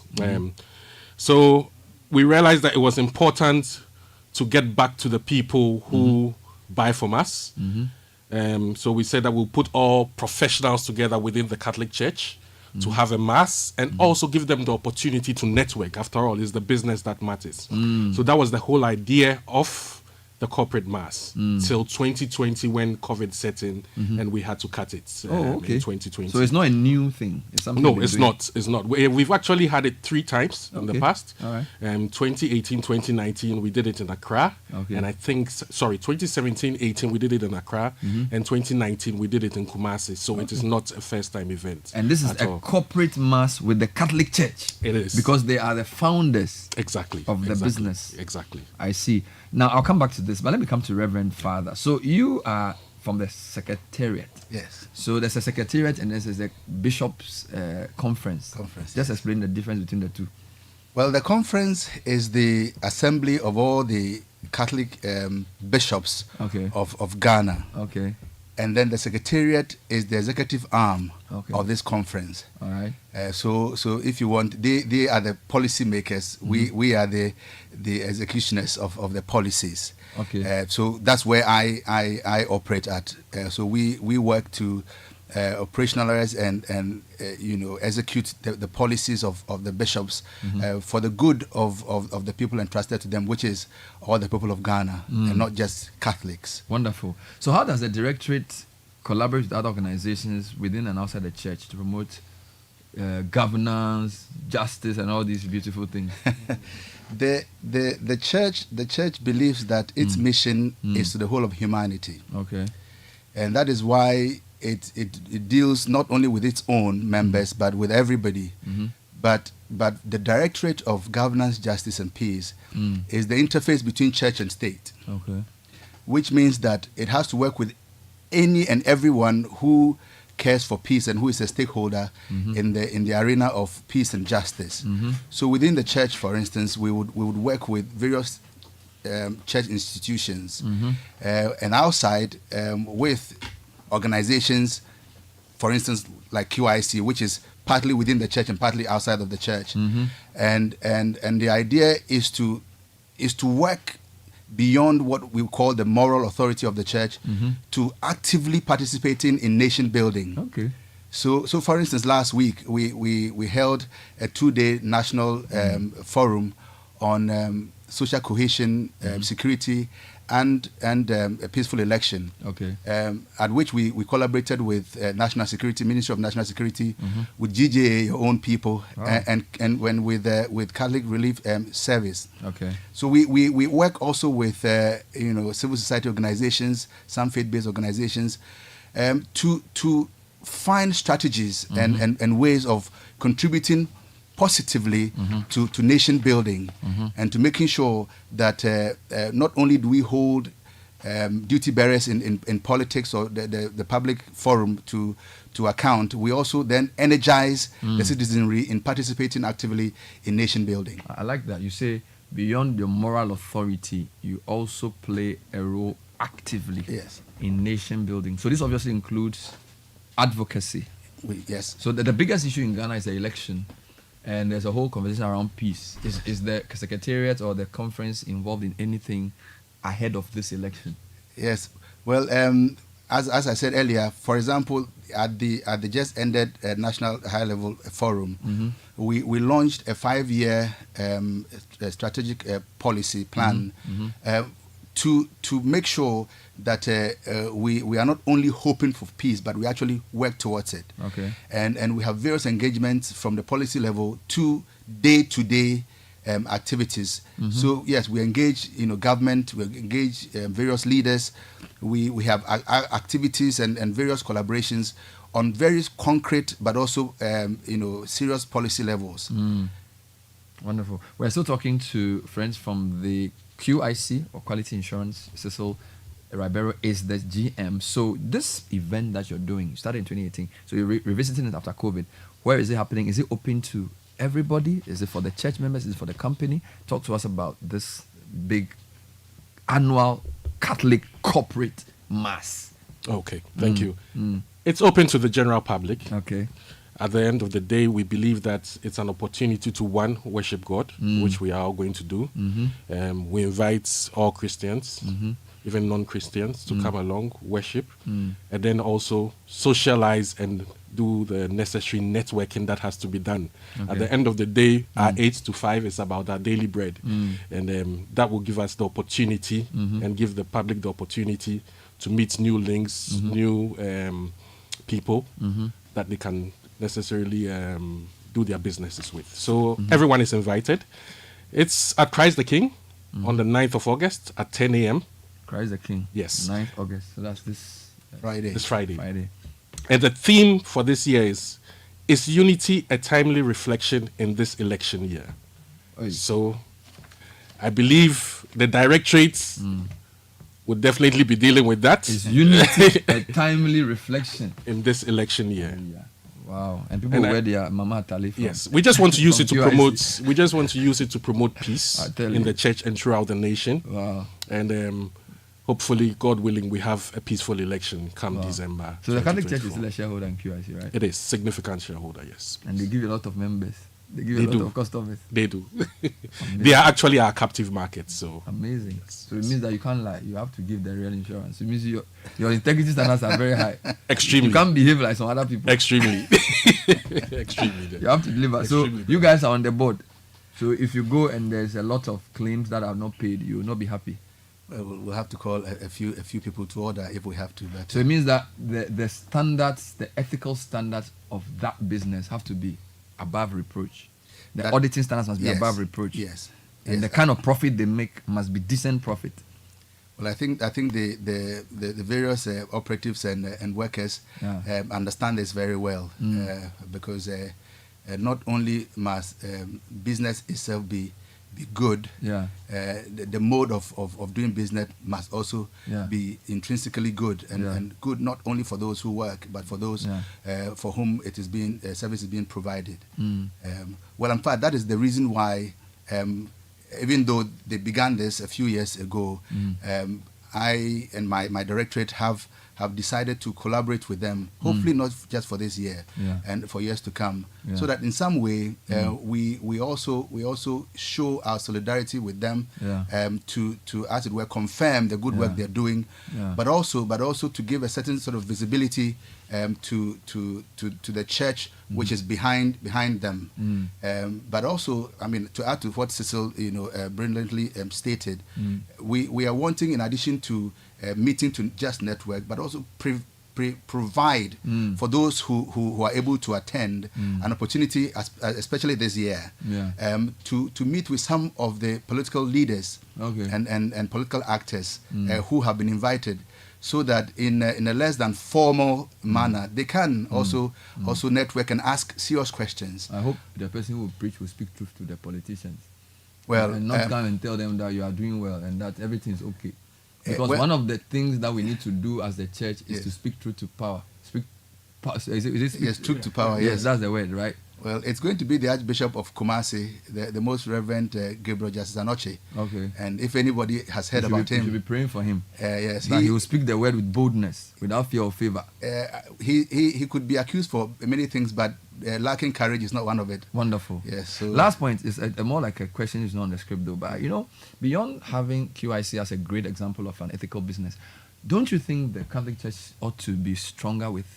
Because business in Ghana is very corrupt, right? And there are a lot of Catholics who own businesses. Maybe you should be using your influence beyond what you do with QIC because you own part of it to also tell your members that, look, you can't be collecting bribes, you cannot be cutting corners. And, because if the Ghanaian business community is corrupt, 70% of them are either Catholics or Anglicans or Methodists or whatever. You get me? So I want to challenge you. Your mandate is beyond having a great company. QIC is a great company, but even if they are not corrupt, there are other corrupt companies. So what are you going to do? Well, you see, the already the church has provided what they call the blueprint for a vocation of the business person. Yeah. And the blueprint is there.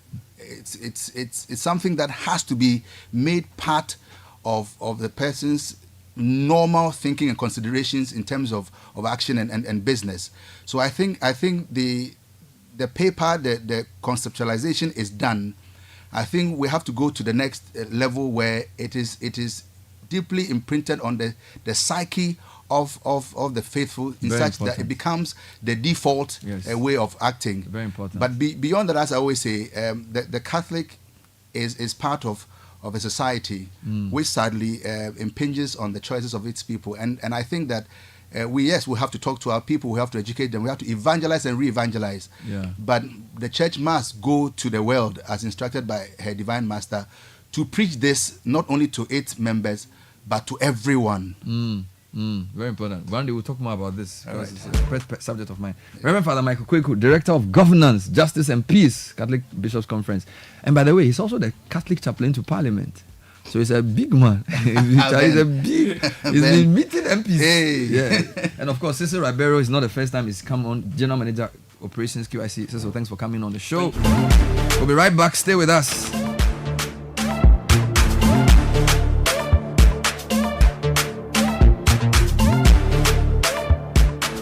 The Citi Breakfast Show.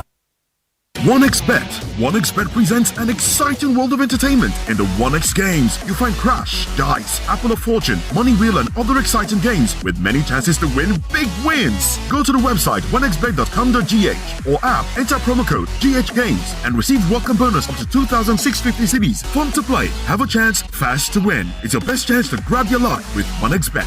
Gambling can be addictive. Bet responsibly. Not for persons under 18 years. This advertisement has been vetted and approved by the Gaming Commission. Imagine a one-stop shopping experience for all things made in Ghana at the This Is Ghana Exhibition 2024. Get ready to explore the remarkable fair to showcase the rich diversity, talent, innovation, and mastery of made in Ghana products and services with the This Is Ghana Exhibition 2024. Now Channel 1 TV and 97.3 Citi FM invites you.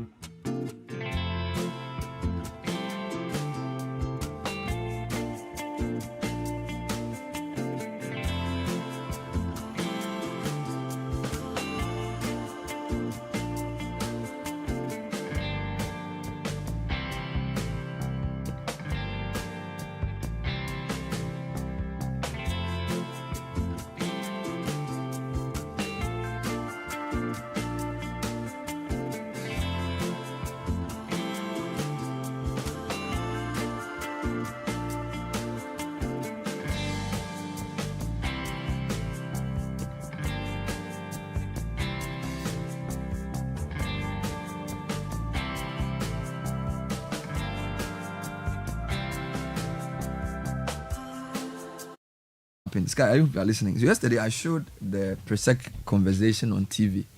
You know, it was so nice. We had Frankie Du and Charlie for 2 hours. Presec was on the TV. When we finished, we sang the school anthem. Very beautiful. Now I have two of my mates in studio. They are not here to talk about Presec. They are here to talk about the National Sales Leaders Conference. A huge flagship conference. Now, sales in my view, is one of the toughest roles in any business. It's also the most important. Every time I go for management meeting, it's like sales. What's going on? Yes.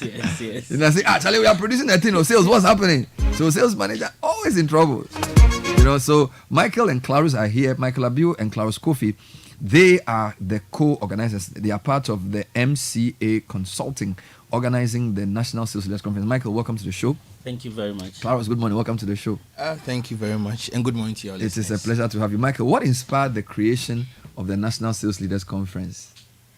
So first of all, it's been 20 years running that I have been selling. Wow. And one of the things you realize is that sales and marketing is developing, and many industry sectors are facing intra-sector competition. Yeah. So sales has become pretty much important, and you realize that even within the health sectors now hospitals are recruiting salespeople. Everybody is looking for a salesperson. And so the need and the desire for sales has significantly gone up. But one of the things you realize is that salespeople are seen only for how much business did you bring in, have you met the numbers? And you realize that over the years, quality is falling, and we need to do something about it. And one of the things we say is that if you want to solve a problem, you start with the head. And we thought that looking around, the major issue is with leadership. So it's sales leadership. So we're not doing a sales conference. This is bringing the sales leaders together. We think that is where we must start. And the whole idea is to start a national conversation. Okay. And it's been exciting since we started. All of us must come together and now say that how do we solve this sales problem? And increasingly, you realize that a lot of people don't want to do sales. Whether through stigma, the pressure, and the issues around sales. However, those of us who have risen to the top knows how exciting the journey is and how rewarding it is. Okay. And we believe that as leaders, we need to now pave the way for others to take up this mantle. And that is the reason why we thought, let's bring all of us together. Wow. Let's start this conversation and let's push sales forward. So what are some of the key highlights we can expect from this conference? So generally, we are going to have 6 panel discussions. Okay. These panel discussions are going to look at the environment of banking, financing, and sales within that environment. We are going to look at technology, sales technology that has come. We are looking at 6 different seminars. We're looking at sales education, sales professionalism. Wow. We are looking at about 5 workshops. Okay. Where we're looking at, for instance, women in sales and how do we promote women leadership in sales. And we're going to have exciting discussions. We're looking at experts from every walk of life. Now, the good thing is that apart from our key or the main speaker, which is the Honorable Minister for Finance, every single person that will be on stage, that will be presenting, that will be doing the workshops are salespeople. These are salespeople who have started as agents and have risen to the top. I tell CEOs, directors. We have the Deputy Minister for Trade and Industry, Honorable Michael Ochibefi, also gracing the occasion. Wonderful. And he was a salesperson also. In fact, he left sales into politics. Wow. So we are going to have sales people coming in. Selling skills are cross-sectoral. Yes. So you can translate them. Now, before I come to Clarus, what are some benefits participants can expect from attending this conference? So one of the things you should know is that it's going to be the first platform where you're going to have these cross-cutting topics discussed. It's going to be the first platform where you're going to have technology, sales leadership. You're going to have, the environment of how do we promote sales, how do we generate revenue, what are the new strategies that we are using to be able to promote. We're going to have a network, and then you can just imagine the expectation is this. that we have 1,000 salespeople Wow. across various sectors within the country having various discussions. Okay. That is an environment where organizations would want to promote their products. That is an environment where if you find yourself in banking, you want to talk to the people in FMCG. That is where when you find yourself in insurance, you want to talk to the people who are into technology sales. So we're going to bring all these people together. People would know about the new sales innovations. How do we use technology to promote growth? We're looking at how do we build the next generation of sales leaders. Because MGA Consulting is into capacity building. And one of the biggest challenges we have faced is that you can do whatever training that you have for your sales team. If the leaders that are managing them are not well equipped, then it doesn't get to the necessary end. And so this is an environment where as sales leaders, we find new ideas and how has it been done in other sectors so that we can bring it to the environment. We're talking to friends from MGA Consulting, organizers of the National Sales Leaders Conference. Michael Abiu is the CEO. Claros Kofi is also here, who is part of the key organizing team. Claros, so tell me when and where this conference is happening. So Ben, this is happening on the 14th and 15th of August at the Accra International Conference Center. Okay, and so 14th is when? Today is 6. Next week, Wednesday. So Wednesday and Thursday. Wednesday and Thursday. At the Accra International Conference Center. Yes, and the time is 9 a.m. Prompt. It's a morning program. Yes. Who are some of the speakers and some of the sessions you've lined up for the 2-day conference? Okay, so Michael Riley mentioned the Honorable Dr. Mohamed Amin Adam. We also have the Deputy Minister of Trade. Michael apart from that, Achubefi. we have Dr. Daniel Kasati. He's the National President of CIMG and also the Head of Marketing and Communications at EcoBank. Okay. We also have Michael Abiel himself. 20 years and counting. Yes. You started as an insurance salesman. Agent, yes. Agent. Yes. Wow, 20 years. Amazing And stuff. beside that, we have a panel of speakers, or let me say forum of speakers. We have Kobne Jekum of CIMG. Nice. We have our own senior Isaac Juma, who is going to be there. Mauli Oklu, Dr. Jeff Bassey, Maxwell Dodd. All the big sales gurus. You've lined up all the big guys. The interesting thing is that, for instance, if you take Professor George Amwako, so he's a professor at the Ghana Telecom University, and Prof was the former sales manager for Fan Milk. Interesting. If you take, for instance, Dr. Andrew Akola, the head of... hey, Akola. Yes. It's a big man. Yes, I tell you. He used to do all kinds of things. Yeah, Coca-Cola, Casapreco. Peace FM. Yeah, so... We use him for our events as well. Good. Mauli Oklu as well. Yes. Maxwell Dodd as well. Yes. They are all people we know very well in this industry. So everybody that matters... All the who's who in sales. Yes. It's going to be... Wow. Yes. We have Leticia Teko Nseidu of B-Box. Okay. Also leading the charge when it comes to women in sales, encouraging female. Has there never been a conference like this? Is there a sales? I mean, we used to do a program which is more for sales executives where we train them. Yeah. So it's like a 2-day workshop. Yeah. But it's not like this. This is a conference. This is a conference. This is the first of its kind. First of its kind. It's never been done before. We don't have such a collection before. So you want to form a community of people who are knowledgeable in sales at the leadership level. Yes. So that can then generate standards, ethics, professional practices. Looks very wonderful. And we are doing this in partnership with the Chartered Institute of Marketing Ghana. Wonderful. And so as you see, one of the keynote speakers is the president of CIMG. Ajekum.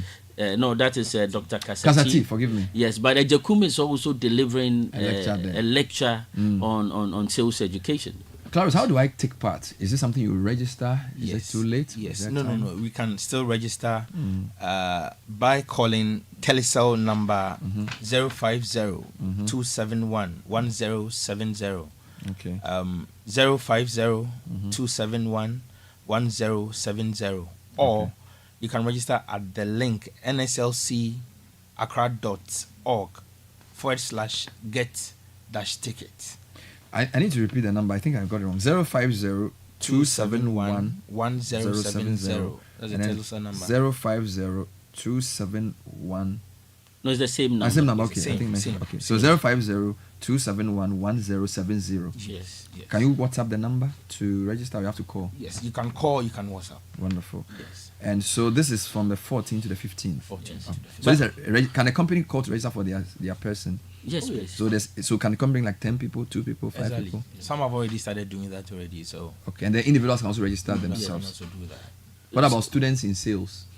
So maybe I'm doing an MBA and I. Yes. So one of the things we're looking at is the MBA team, but for sales students, not for now, because like what we're saying is that the discussion is more on the leadership level. Okay. So I think we have already sent invitations to the various business schools to inform the MBA students to be part of this. Wonderful. But just to add that we are giving. The platinum sponsors, which is MGA Consulting, is giving 200 complimentary tickets. Hey. Yes, we know and understand that there are some people who would want to be there, and also in the spirit of the Founders Day, we think that we need to be able to give some tickets out. So we are giving 200 tickets.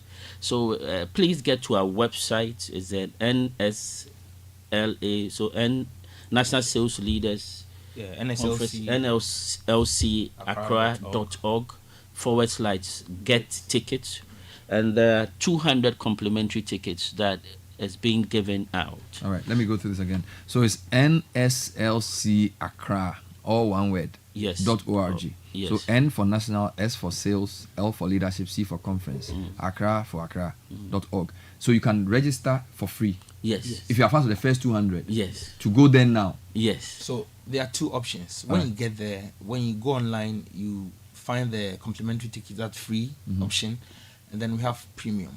Initially, we started at 1,000 cedis for the 2 days, but because of MGA, you have that option of having to pay 500 for the 2 days. Now, when you pay this, you're entitled to have some souvenirs. You'll have certificate of participation and then free lunch. So you can do the free option or the discounted option, or by going online, or simply WhatsApp the number so you can get some feedback. All right, so 050-271-1070. So Michael and Clarus are sales gurus who are part of MGA Consult, organizing for the first time ever the National Sales Leaders Conference, which is happening here in Accra on Wednesday next week. Yes. Next week. So that's 14th and 15th. You can register throughout the week, over the weekend, and make sure you are there. Register your sales team. If they are not selling, pull your sales manager's ear and get all his executives to go for the meeting. Michael, thank you. Claros, thank you. Any last words from you before we go? Any final comments?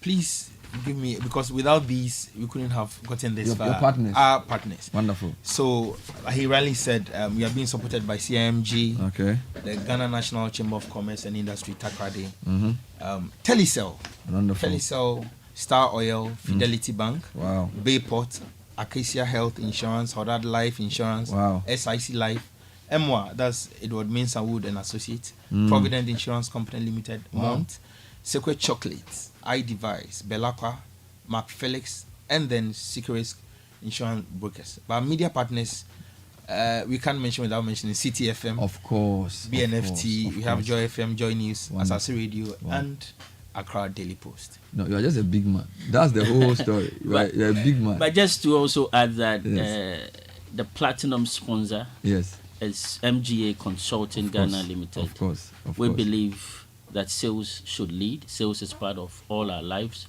right from the church through to our businesses and to our social grounds. All right. So, Caleb, believe it or not, these guys were my mates in school, in secondary school. This guy, when we were writing Wasi, he was the first person, because his name is Abiu, ABB. Oh, okay. So, every time they are sharing paper, they give him the paper first. Wow. So, we can look at his face to decide whether the paper is hard or not. Michael Abiu. The signals. I tell you. Michael, great to see you. Well done. Yes, Claros, always good to see you. Regards to my Damsoman friends. We'll be right back. Stay with us.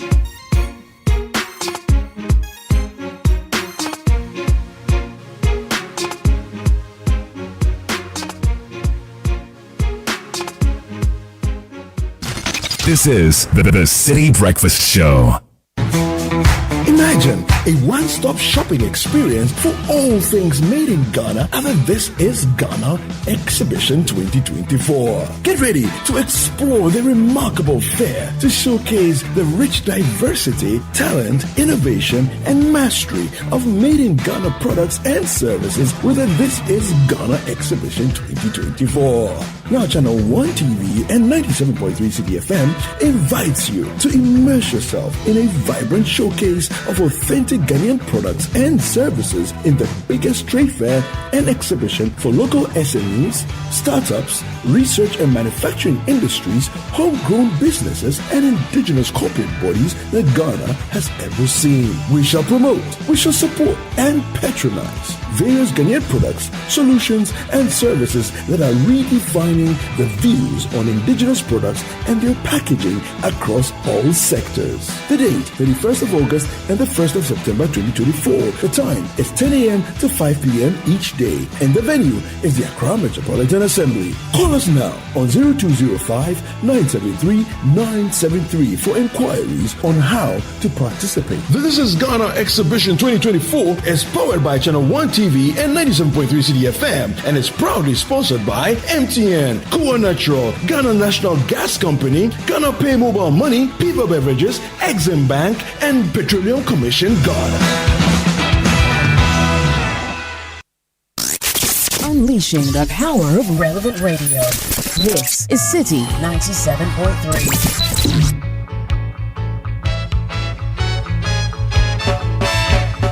Buffalo soldier, dreadlock rasta. It was a buffalo soldier in the heart of America, stolen from.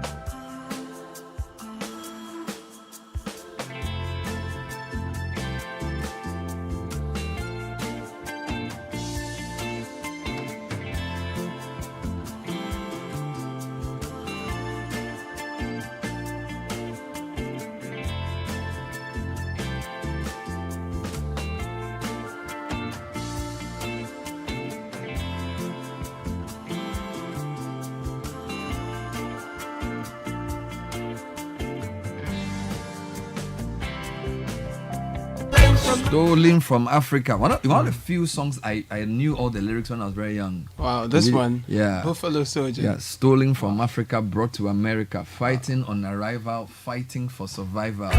If you know your history, then you would know where you're coming from. Yeah, man. You wouldn't have to come and ask me, who the hell do you think I am? Yeah, that's Robert Nesta Marley. Yeah, man. Which bank in Ghana is always at your service? Omni Basic, a bank that's ready to assist you with their 24-hour state-of-the-art contact center. Ghana's fastest growing corporate bank and Ghana's Bank of the Year 2023. At Omni Basic, we're always at your service. Call 0307-086-000 or 0302-758-555. Visit any of our branches nationwide to open an Omni Basic account today. Omni Basic Bank at your service. And renew your subscription today for DSTV. Dial star 759 #. Follow the Paris 2024 Olympic Games only on DSTV. Catch our athletes in their 4x100 relay team and other great sports from the 26th of July to the 11th of August. DSTV, your home of entertainment.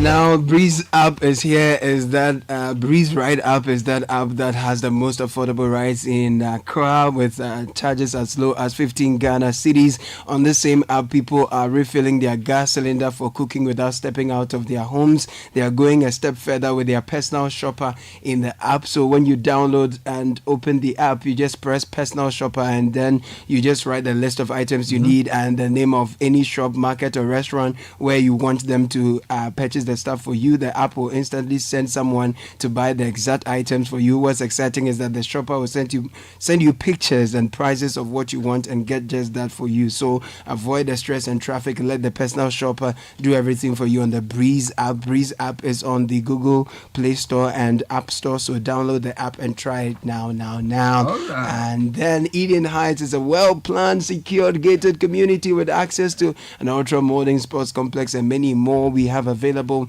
2, 3, 4 bedroom apartments and penthouses with the highest grade of finishing for rental and sale. Delicately styled for your comfort and relaxation.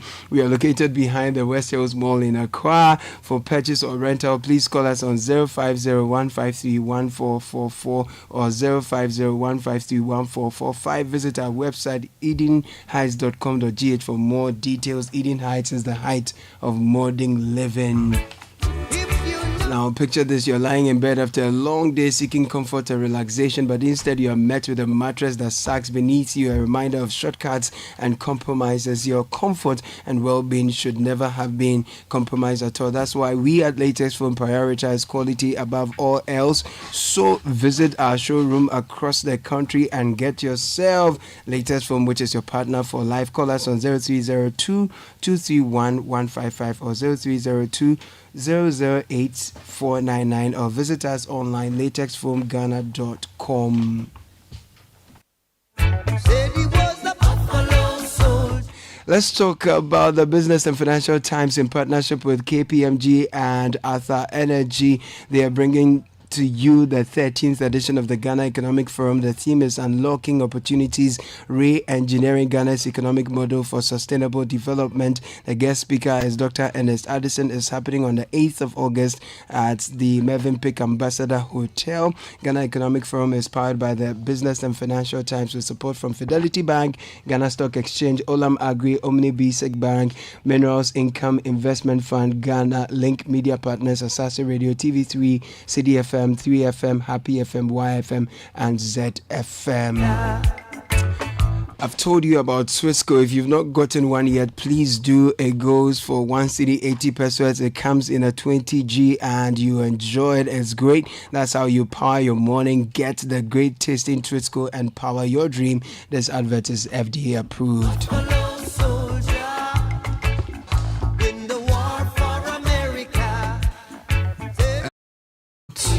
Big thank you for listening to today's edition of the Citi Breakfast Show. Bye.